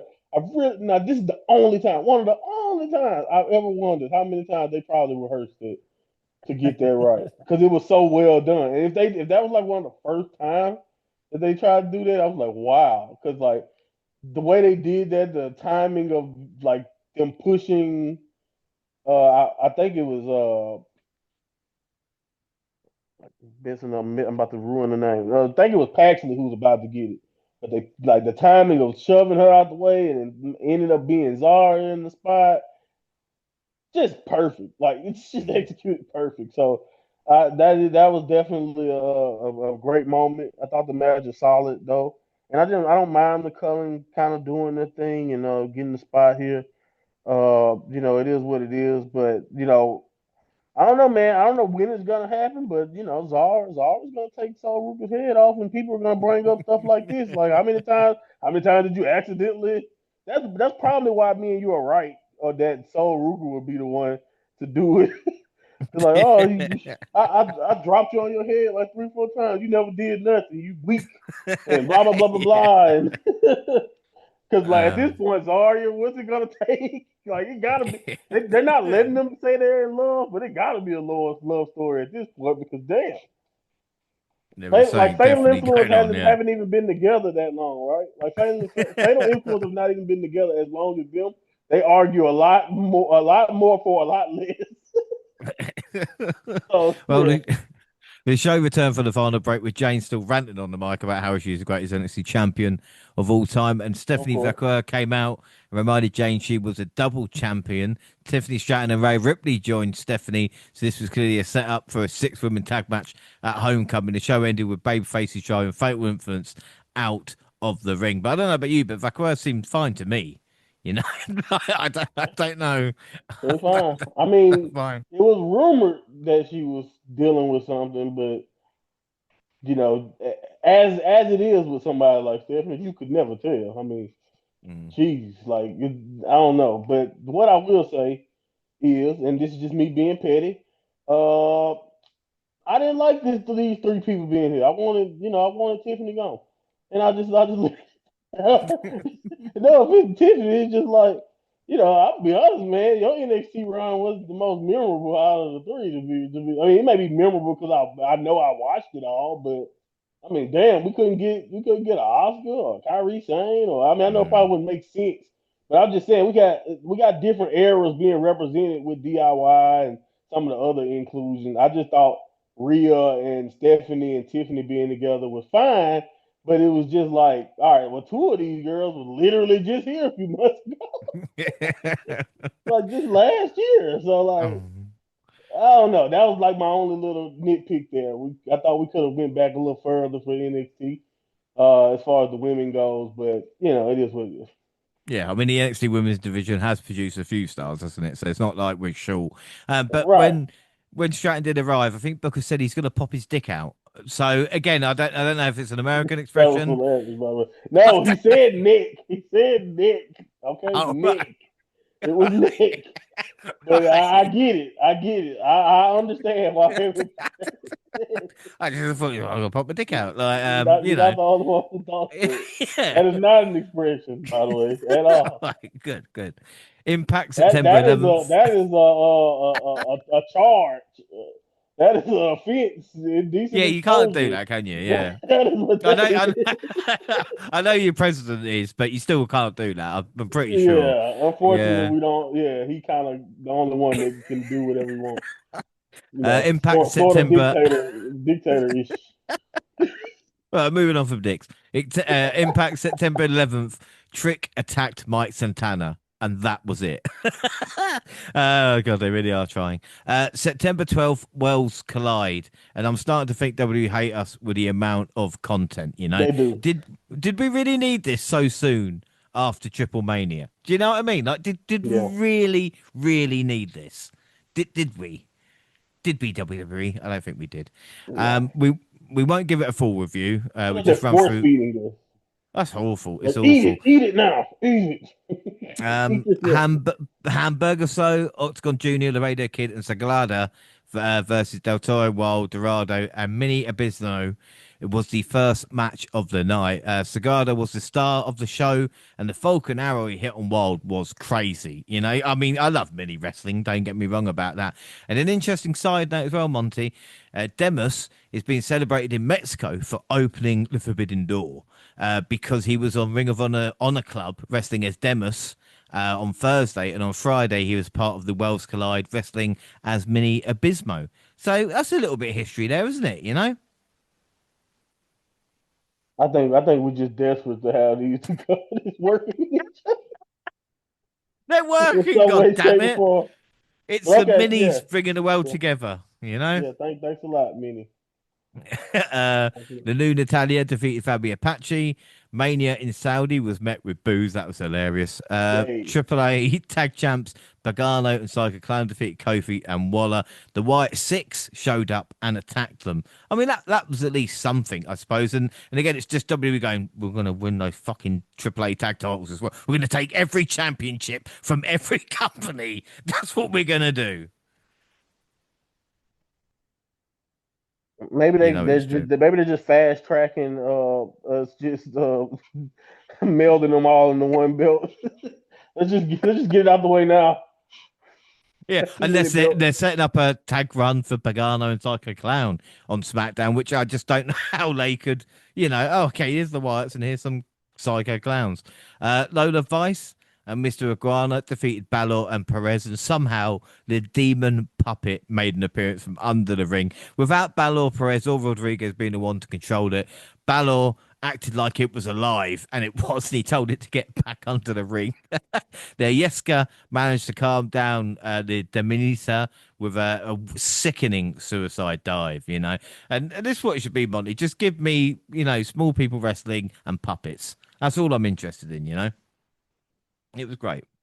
I love puppets. Yeah, yeah. So entertaining. I can't lie to you.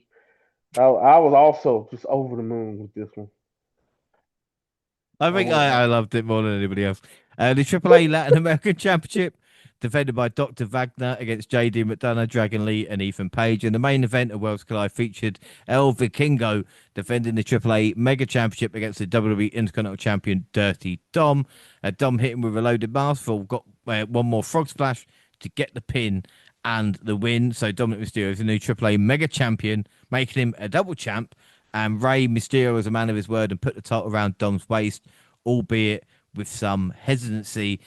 So I guess we're getting Dirty Dom versus Rey Mysterio for the Mega Championship at some point then, because again, it was just WWE going, yeah, we're in control now. Yeah, I think the cool part is I'm pretty sure Ray was probably crying under that mask, Mm. or at least backstage. Like they had to keep it professional, but I know he had to be beyond proud. Because that's so cool. I know at the end of the day, you said I know they've been feuding for a while, and Dom has been a grade A asshole to his dad, but I just think you can't ask for much more than what he's been able to witness his son do and go through and overcome. So I think that's the coolest part about it for me.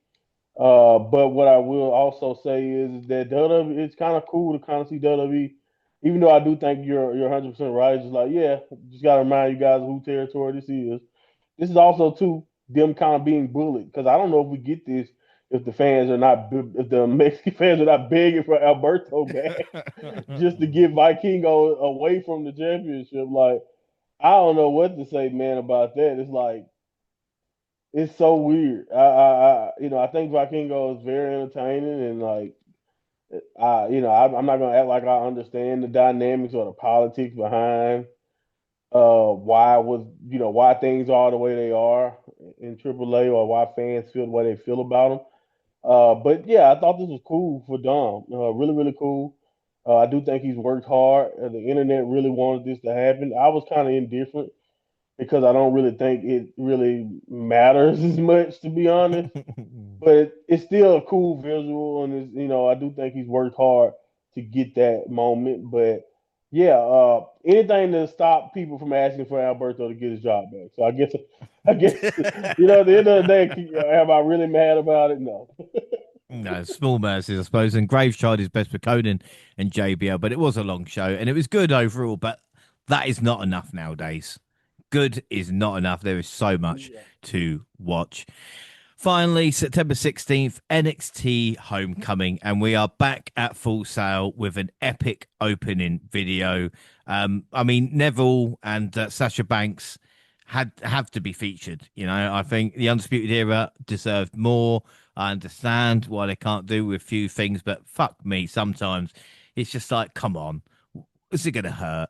The old theme brought back a lot of memories as well. There's no doubt Yeah. about that. It was crazy, isn't it? Just that one theme, you go, fucking hell, just take me back. Take me back 8 years. I Like, remember. it, yeah. Triple H said a few words, of course. He said, "We are NXT." And then Shawn Michaels, they teased some tension with the idea of Triple H wanting to take over NXT again, which brought out William Regal.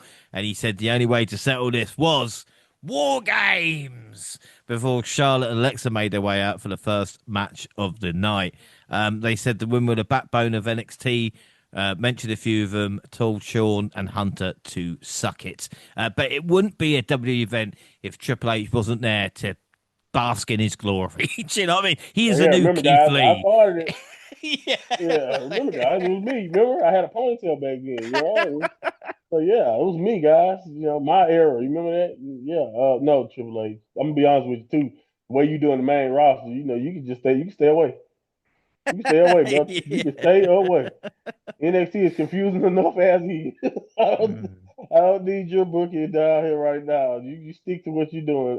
But yeah, I mean, as the old NXT fan in me was definitely it was definitely awesome to kind of like you said to see the reference, definitely with the Or game reference, really really cool. I know we didn't get a direct Sasha mention, but at least with Charlotte came out there and did say, and the funny thing, I was telling my wife as we watching, I was like, I guarantee you, Charlotte had to say four horsewomen because they refused for you to even utter the name Sasha Banks.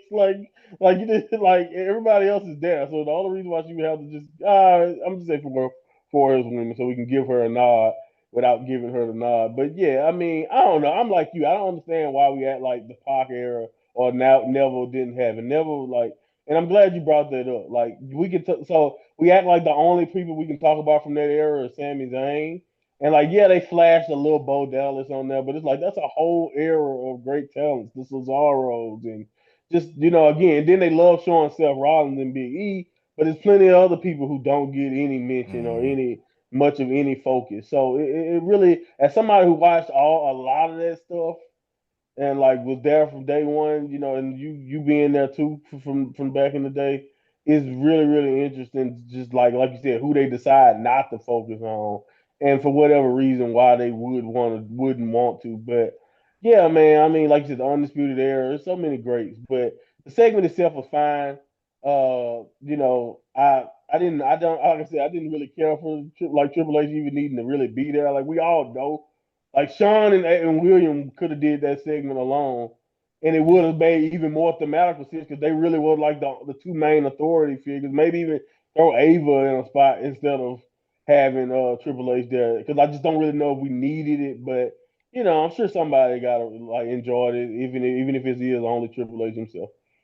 Someone is saying to Triple H, they love him and Stephanie making appearances because honestly, You have it to see is you guys. honestly it's so sycophantic, you know what I mean? But again, I suppose we Way have more to so take than that. Vince ever did, by the way, at No, the no, end. yeah, By the way, exactly. Like, like, at least he would be like, "Welcome to Raw" or whatever. I mean, Triple H doesn't even welcome the show. He just like, look at me, I'm the gamer. I do my It's whole entrance. like, yeah, Yeah, we it's do like it for okay. you. This is why we do it.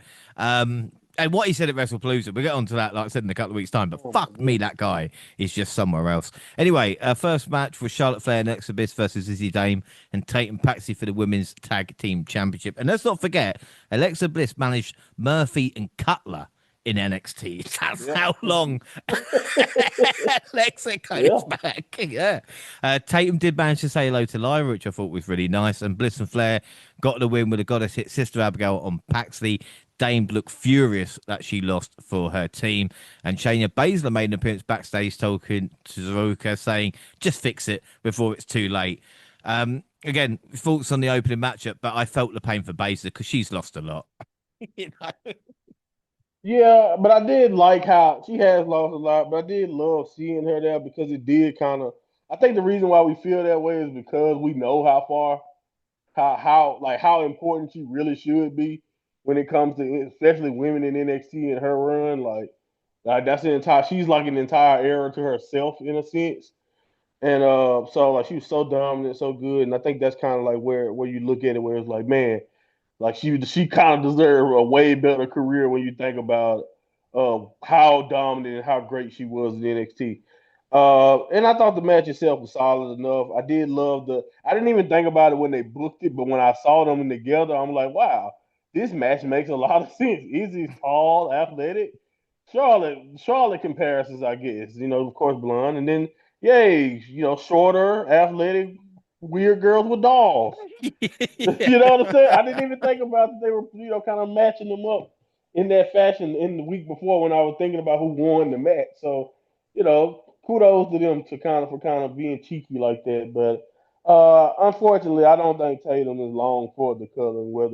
I think we all know that this started off as like a manipulation thing, and Izzy seems like, I mean, not Izzy, but Tatum seems like she's going to be the last to know that this was not the culling is not really the group to be with. But we'll see how long it takes for them to go that far.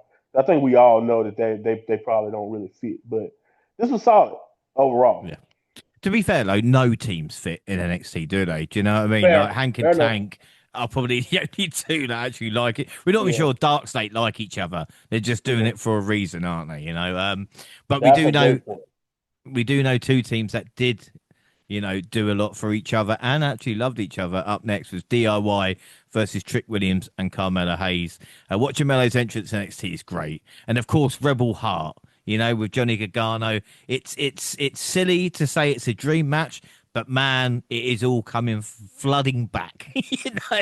Doing Hmm. it for 10 years and then seeing Melo and Johnny wrestling going at it. Williams quickly tagged in to hit a drop kick, and Trick was preparing to hit his finisher when Melo tagged himself in and hit. Melo don't miss. Instead, Williams teased Turner and Hayes, but ended up saving him from Champa. The Miz showed up, and I'm like, why's the Miz here? Oh, fuck yeah, of course. Attack Gargano helping Melo. Could you Miz hasn't got anything to do with NXT, but obviously that is a story. Helping Melo and Williams steal the win. And you know what surprised me the most about this, Monty, was the reaction of people going, what a good match it was when it is DIY versus Trick Mello. Just blew my mind. Yeah. I don't know. I think they kind of just showcases how much DIY maybe not just them, but like maybe it depends on what side of the fence you are. Maybe you don't think Trick is that good, or maybe you feel like Melo has lost a lot. Like it just kind of shows you where the main roster booking has kind of taken you outside, in my opinion, of the viewpoint that if like us diehard NXT people, like we have a different viewpoint completely of those guys because of what they were able to achieve, and who we look at DIY as, and we know they can get a good match out of Trick and Mello because Trick and Mello have great chemistry. So, yeah, man, I think it's kind of funny when you think about it like that. But you know, I really was entertained with the match. I didn't really too much care for the Miz being there, but like I'm just kind of like you. I thought about it and I was like, okay, he does kind of have a reason to be here. And then he also, I mean, if you want to even go further back, he got history pretty much with everybody in here except Trick. So, uh, so Yeah. like I guess it's fine. It makes sense. I would have been nice to just kind of just let them have the match play out, but I kind of understand it. You kind of want DIY to kind of still look strong, so it's fine. I thought this was good. Nice little ode to the past, to the past, but at the same time, uh, all in line with where we are with Trick's current character too. So, good stuff. Yeah. Yeah. I mean, DIY, as we mentioned, should just stay in NXT and be the yardstick, A nice shout out You just to saying that because FTR. our tag division horrible. Well, yes, I am. I am indeed. You should again.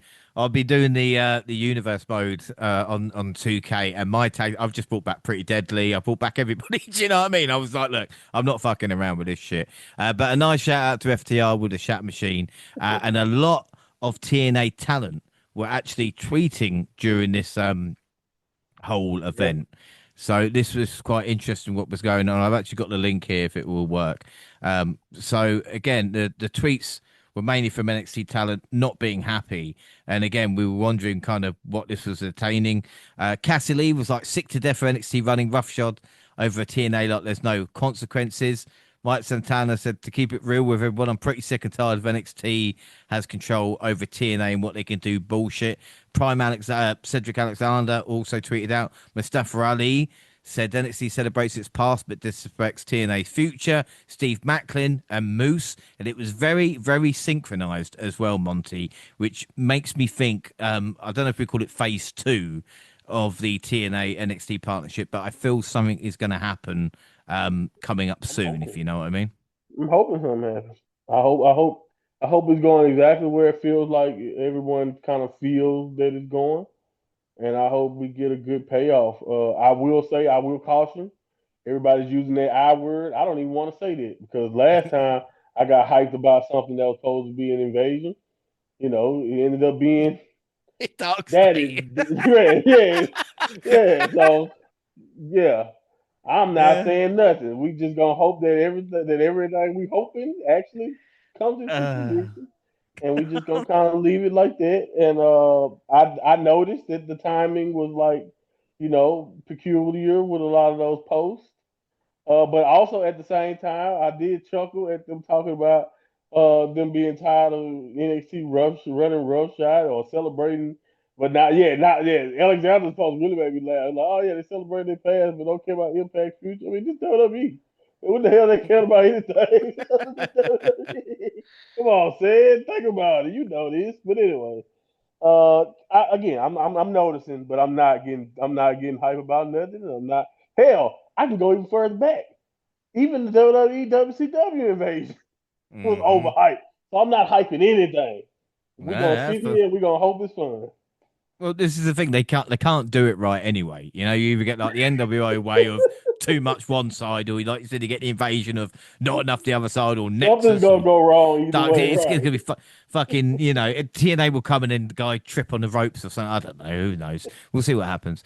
Sami Zayn was interviewed and he said Javon reminds him of him. Briggs didn't agree, and Zayn told Evans, "You've got heart."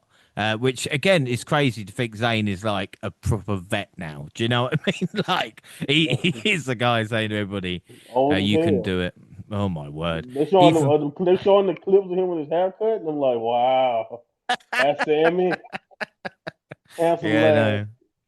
no. Ethan Page versus Tyler Breeze for North America title was next. People might not care, but I did really like Tyler Breeze. A smaller Ziggler, but he was the Yes. character. And I said at the time, if he was just a little bit bigger, a little bit taller, he would have made it, I think, a little bit further. Do you know what I mean? He's just a The little bit funny thing too. about that, let's say he came in NXT just Yeah, like 3 years later with like the Adam Coles or like having Gargano on top. Like you see what I'm saying? Like just a little yeah, bit like if he wouldn't have, if he could have waited, like if timing could have worked out a little bit different, he would probably be fine, even at his current size. But you're 100% right.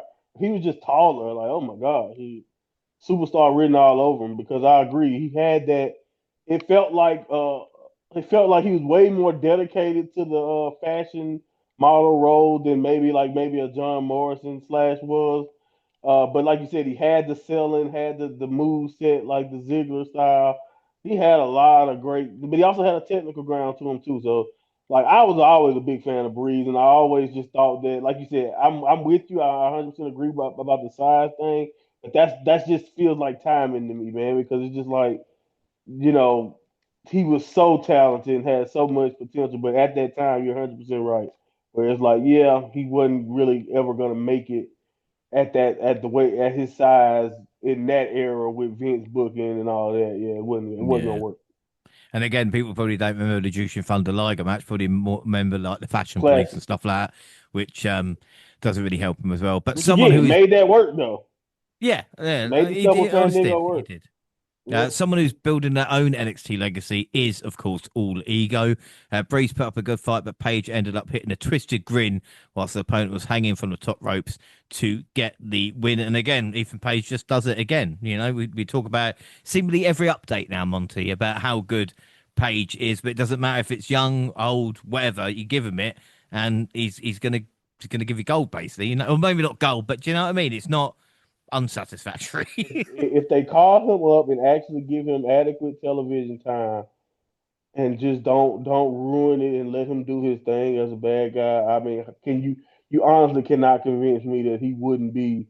I don't know if it'll be the same speed as like how far Stephanie Vaquer has done it, but like I feel like he would be very valuable very quick if you just put him in the right spot, like as a heel on the main roster. Like he has, I always knew he was talented, like even when he was in AEW, but like I really think I've really come away way more impressed with how versatile he is so far in NXT, and I think that can help him be that guy. Again, I don't want to say that he needs to replace the Miz or be a new era of Miz, but the reason why the Miz is who he is and is successful is because of that versatility, and I think Ethan Page is kind of in the same ilk with that versatility.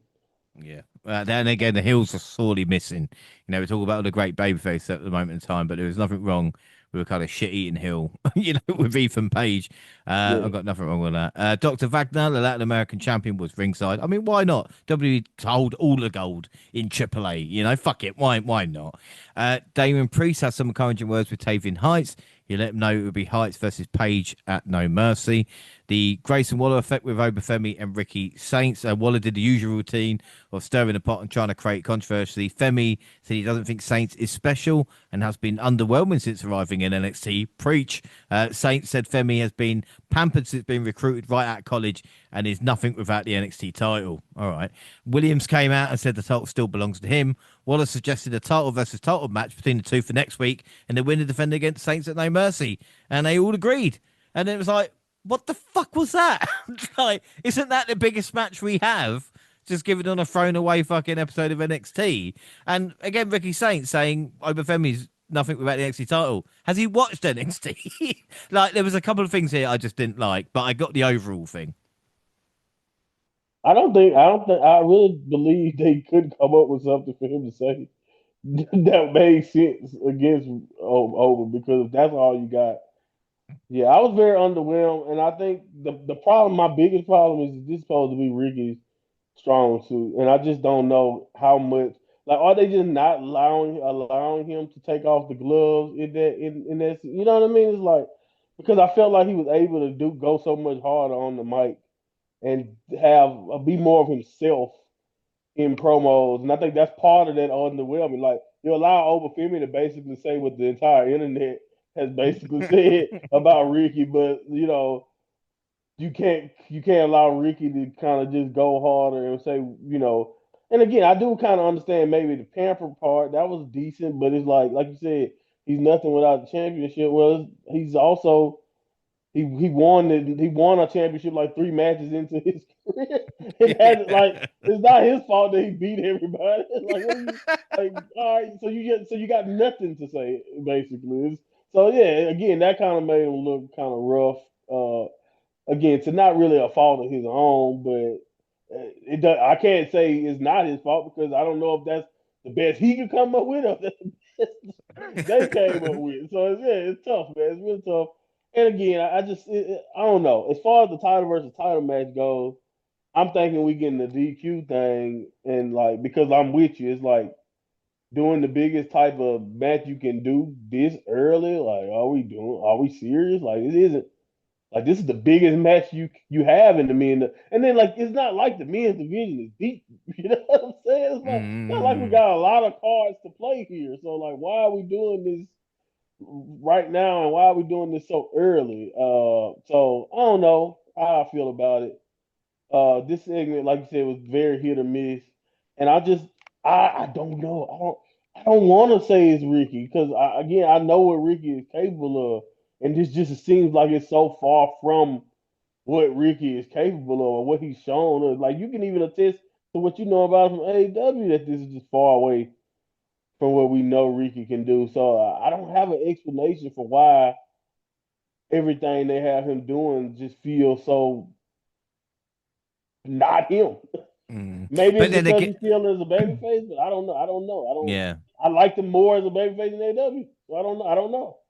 But again, it was it was an AEW. I can't remember if it was Cope or whatever it was. You know what I mean? And like having cracks at the people for their age, and maybe it's like W said, "Oh, rein that in. We don't want to destroy Oba and be like, well, you've only had X amount." Like Cena did with Logan, basically. Do you know what I Right. mean? Maybe they can't do that because obviously Oba is the golden goose. But maybe they're saying a little But bit you're different. handcuffing a guy like Ricky when you do that because that's his strong suit. The zingers is Exactly. his Yeah. strong suit. He's not imposing enough to get to threaten over. So what does he really have to even offer us a true feeling that he could beat over if he can't even get the one liners that we know that he can do off. And if you didn't watch AEW, you don't really think Ricky got much of anything to be honest, based on the way he's been presented in NXT. So Yeah. it goes And back to what I was saying about Hendry and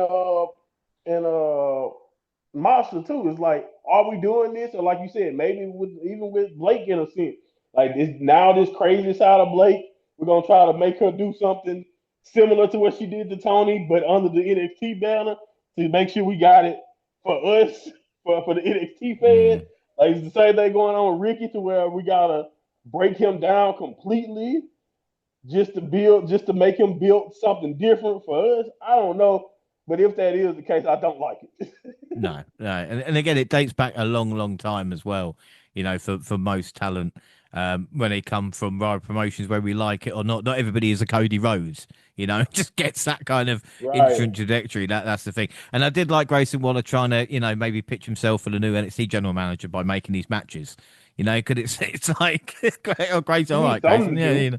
Oh, yeah, come great. on. You need some TV time. I just want Ava to have him as another assistant and just start, you know what I mean? Like have 20 assistants who are just not doing anything. You know what I mean? People who are just waiting around.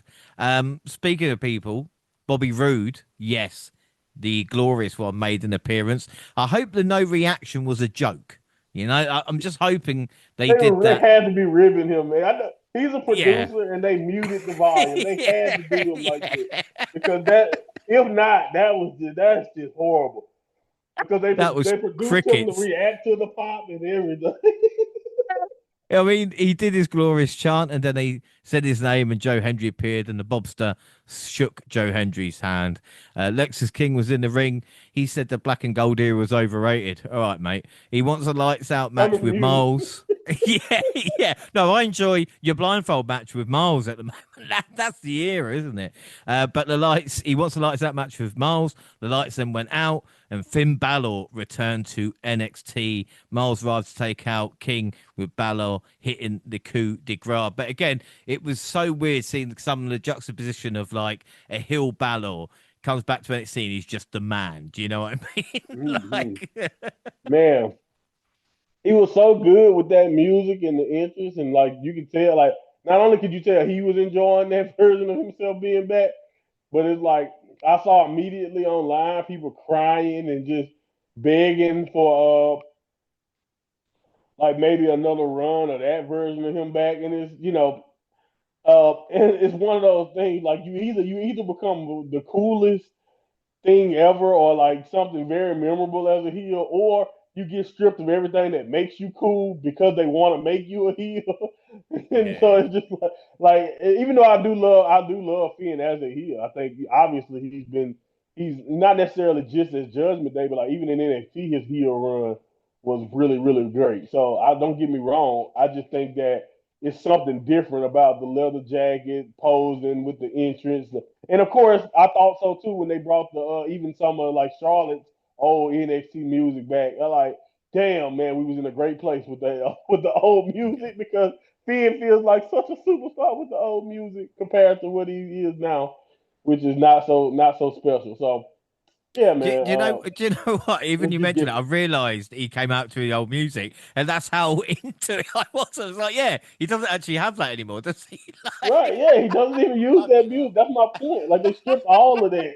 That you go Yeah. like, yeah, it's just like Rebel Heart and all. Like, no one will survive for Champa.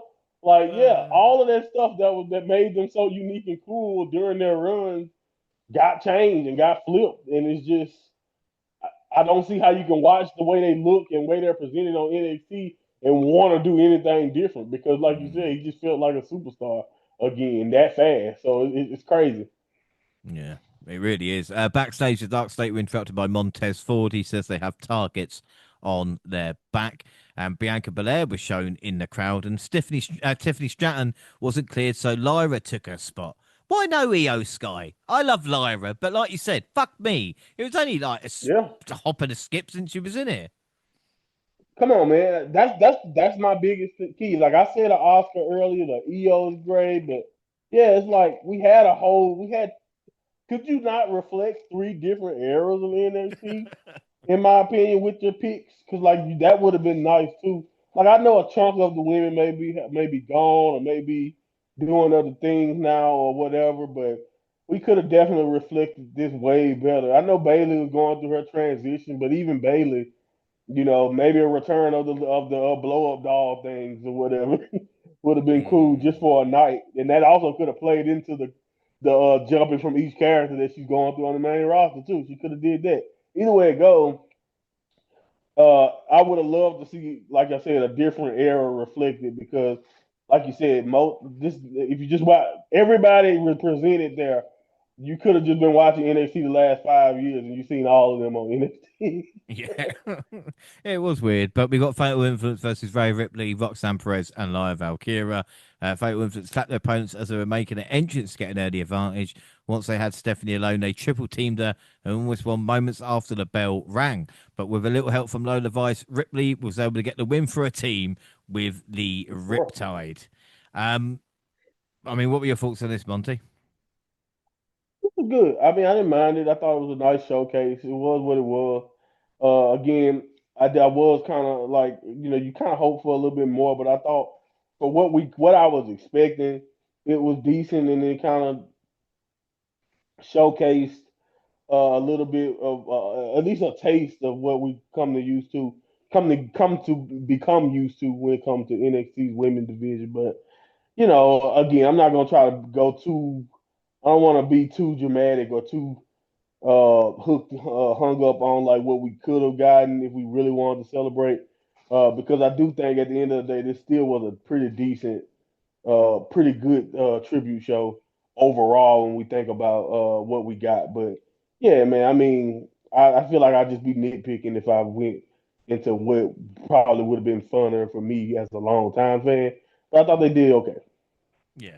But again, I think it felt a lot. Again, I know it's 10 years of looking back, but it just showed us what NXT is missing. Do you know what I Yeah, mean? Like with certain things, it was just weird to be like, well, they're pointing out what we actually haven't got. Like I said, the women's division is great, but it's the other stuff. Like yeah. Yeah, that was man. the issue. We have kind of fallen off in a lot of ways. I feel like we mention a version of this every week, so maybe some fans who listen to us every time we do an NXT pod, like, oh my God, these old guys are always talking about this. But it really is true. It's like this was only a taste of what we had kind of become accustomed to when we talking about different eras in NXT. Like we didn't even really scratch the surface. So, but again, I do think the positives that we do have are indeed that they are indeed the positives, and they are very positive. But yeah, man, it does kind of just like when you think about this, and this is always it's always the danger. They even kind of done it in the past when WWE wasn't so loaded on the roster or were failing to make new stars when they would do tribute shows, and you would just listen to the pops for the Austins or listen to the pops for DX and some of Yeah. the other old uh old time gimmicks and stuff, and you'd just be like, wow, man, that just feels like leaps and bounds different than what we're used to. And yeah, man, we used to see that. We used to get that every week, and now it's like, especially in the male division, it's definitely kind of shown through because it's just like, man, we are very top heavy in that division compared to where we had mid card stars, we had Mm. guys who we knew would probably be future world champions, and then we had, a great tag division. I mean, think about the teams that we didn't even scratch on because you had different eras for different teams. Even though we know a lot of those teams didn't end up being much bigger than they were in NXT, but that's why it would have been nice to see, even like just to be recent. Why no we couldn't Fracture didn't have nothing to do. They're not booked. Fracture, Mm. like we could have had even more of that. So yeah, man, as a longtime fan, it was one of those watches where I was like, okay, cool, but at the same time, it's no like, it definitely reminded you of like where we were. Yeah, without a doubt. I'll get your thoughts on NXT on this update in a second. But the worst thing to ever happened on Impact, and that and I'm not kidding.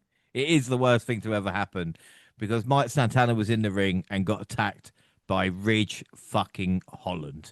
So again, I thought he was done in NXT, but he is He Mike is standing hopefully. in Mike Santana's away. I suppose he is done in NXT, right? But Mike Santana, Ridge Holland looks like they might face off at Victory Road, which would be TNA's Yeah. last show before Bound for Glory. And man, the Impact are testing my patience at the moment, Monty. I'm not gonna I lie. think they're testing Mike Santana. He definitely the guy. He get us an entertaining Ridge Holland match. Oh man, he the guy. He's the guy of the future. If he gives us a great Ridge Holland appearance, which might be asking way too much, but anyway, yeah, I saw that, and at this point, man, again, I know he said it, and I don't like being distasteful because I don't want people to lose their job. And so I don't want people to lose their job. But man, man, man, it just reminds me of when they were just doing whatever they could to give Von Wagner something to do Hmm. before he ended up in Ring of Honor. So I don't know if Ring of Honor would even want Ridge Holland, but at this point, I don't know. I think that might be next. But hey, maybe he'll catch lightning in a bottle in Impact. Oh Maybe. God. Well, that's something to look forward to the next update, Rich and Mike. But that is basically it for now. But Monty, what are your thoughts on NXT this update? Because Heatwave seems a long time ago, but it's not Yeah. really been a lot happening since. Do you know? I know we've had Mm-mm. Homecoming with Build Towards No Mercy, but there wasn't a lot post. You know what I That's mean? partially Heatwave. that's probably partially why I didn't really remember coming into this if we talked about it because it wasn't really like it happened and it was a decent show and then so far pretty much since then we kind of been in the same place more or less. I'm really interested in where we're going. I know that we don't have the deepest male division and I understand it, but when you got Javon and you have Over right now basically being a good babyface. I'm really interested to see where we going long term for Ricky. Because right now, if they're not gonna let him do what he do, I think his strong suit as a babyface. I hate to say it, but he might have to pivot because I don't really see this version of him. No matter what happens in the match next week, I don't really see this version of Ricky Saints becoming champion, especially against Oba. So I don't know, but overall. I think we're kind of in a similar place. The women's division has also kind of taken an overall step back to me, but I guess that's kind of expected when someone as talented as Stephanie and with Julia, like where we were, we had that talent. It's kind of expected for it to be not as entertaining or as hot. But I do think we still have a more than enough women on the shows and more than enough storyline that they are still kind of doing what they've been doing when it comes to the ladies. They're nowhere close to the weak part. We all know where we are with the weak spot. Like I mentioned earlier, we need to flesh out the tag division. We definitely need more character and ring work for much of the men to establish. Let me tell you, to break down how where I feel like we are with a lot of the men roster. I miss Tony D, and there you Oh go. my word. Well, At that least is he was sad interested. times. Like at No, it's least he true. was interested, man. Yeah, no, we are missing a lot from the top, but maybe it will all change now with the I'm going to say it invasion of TNA Oh my talent. It's God, you said happening. it. It's happening. They're going to invade. It's going to be NXT versus TNA. We're going to love it. It's going to go back to the glory days. Or maybe not. Who knows? But we'll be there no matter what. I mean that's the thing. I think we found out with 10 years or 5 years. We are still here for NXT every month I'm with telling no them that mercy. maybe they'll be more consistent if they stop assuming we'll be there either way. Yeah, exactly. Yeah, they'd be like, someone's watching it week in, week out. Like, oh my god. Uh, but that is it. Don't forget, across all social media, X at the WNR Podcast. I'm at the WNR Pod James. You can find the entire WNR team on the banner. Monty, where can people find and follow you? Like I said, at my Monty Pod on Twitter, that's where I am primarily. You can check me out there and get any updates on what I'm doing and what I'm thinking wrestling related content. So yeah, that's what I'm at. And the Dublin Awards on Facebook and Instagram. Send us an email to Podcast at gmail.com. And YouTube, the Dublin Podcast. We are celebrating 10 years of the WNR with shorts, universe modes, and clips from any event we go to. We just had, well, it's not official yet, but it's going to be our biggest month on YouTube. We have just passed 750,000 views as well. 1,500 subscribers. We'd like to thank everybody for this. Go and check out the Peacemaker intro short, which I know is doing well. And also, Monty, I just want to mention to you, obviously, I'm doing my universe. I don't talk about. I've got Stand and Deliver. We're doing Stand and Deliver this week, and my main event is Trick Williams versus Obafemi. Because in my universe, they haven't met one on one yet. So I think that is a match Nice, that I went to. Yeah, yeah, nice. We'll see. yeah. I mean, I don't bet against even the game version of Oprah. So Well, we'll see good what luck, happens. Trick. Trick is the champion, so see if Oba can do it. And again, all sorts of stuff on YouTube, also on SoundCloud on your phone, also Spotify and iTunes, where you can download, subscribe, rate, and review there. So that is it. Our next episode, well, we got a busy couple of weeks because the next episode will be AEW All Out, and then the following week will be WrestlePalooza, and we're going to do it like that because, well, that's the way it came, I suppose. But until then, I've been James Rowlands, and I was joined by the mind of Monty. Monty, thank you for joining me for yet another NXT update. I appreciate you, and I also appreciate you separating those two shows. It would have been nice if that would have happened. Legitimately, man, you can do two big wrestling shows a week apart. It wouldn't be a problem. Not the same night. I know. Anyway, yeah, fun I know. show. Yeah, I did think about the 6 hour double feature, but I thought against it. I thought, no, I don't think the girls will appreciate it. Oh my god, So we'll leave it there. Jesus, what kind of psychopath are you? Oh, God, I know. Less is more. Well, thanks for listening, everybody, and bye.